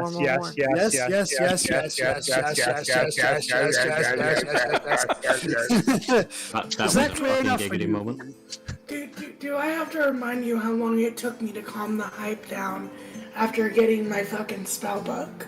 We were commenting before, like, what is everyone's favorite ability or item or anything like that themselves or someone else has gotten, and the pretty much two things that got mentioned was like just Lucian's entire class and your spellbook. Best two things. I love the story and your style. Saying that, I do like the ability of just going to tech magic. Anytime something's really suspicious, just like, what's He's just like, hang on, eyes flash, yeah. Yeah. It also makes sense for your character. Is this where I get my answer now and just go, eh? It's funny because Asper can also do that, but he can do it unlimited times. Hype train. Well, we will not be having another D&D session until... Correction, we will not be having a stream D&D. Yeah, Digital Realms will not be continuing until 7th. As during the 24th, I am going to be all these lovely people. As soon as this stream ends, I'm doing 2 things. One is changing this. We'll be having a stream again on Sunday. We're opening some packs. But the next D&D session of Digital Realms will 7th. Yes, there's our lovely boxes. As like I say, we're not. This little you're cutting out. I'm saying the next session itself, the next Digital Realm session will be on the 7th of April. As the 24th of March, I'm going to be in Ireland. I fly out tomorrow. I come back on the 27th.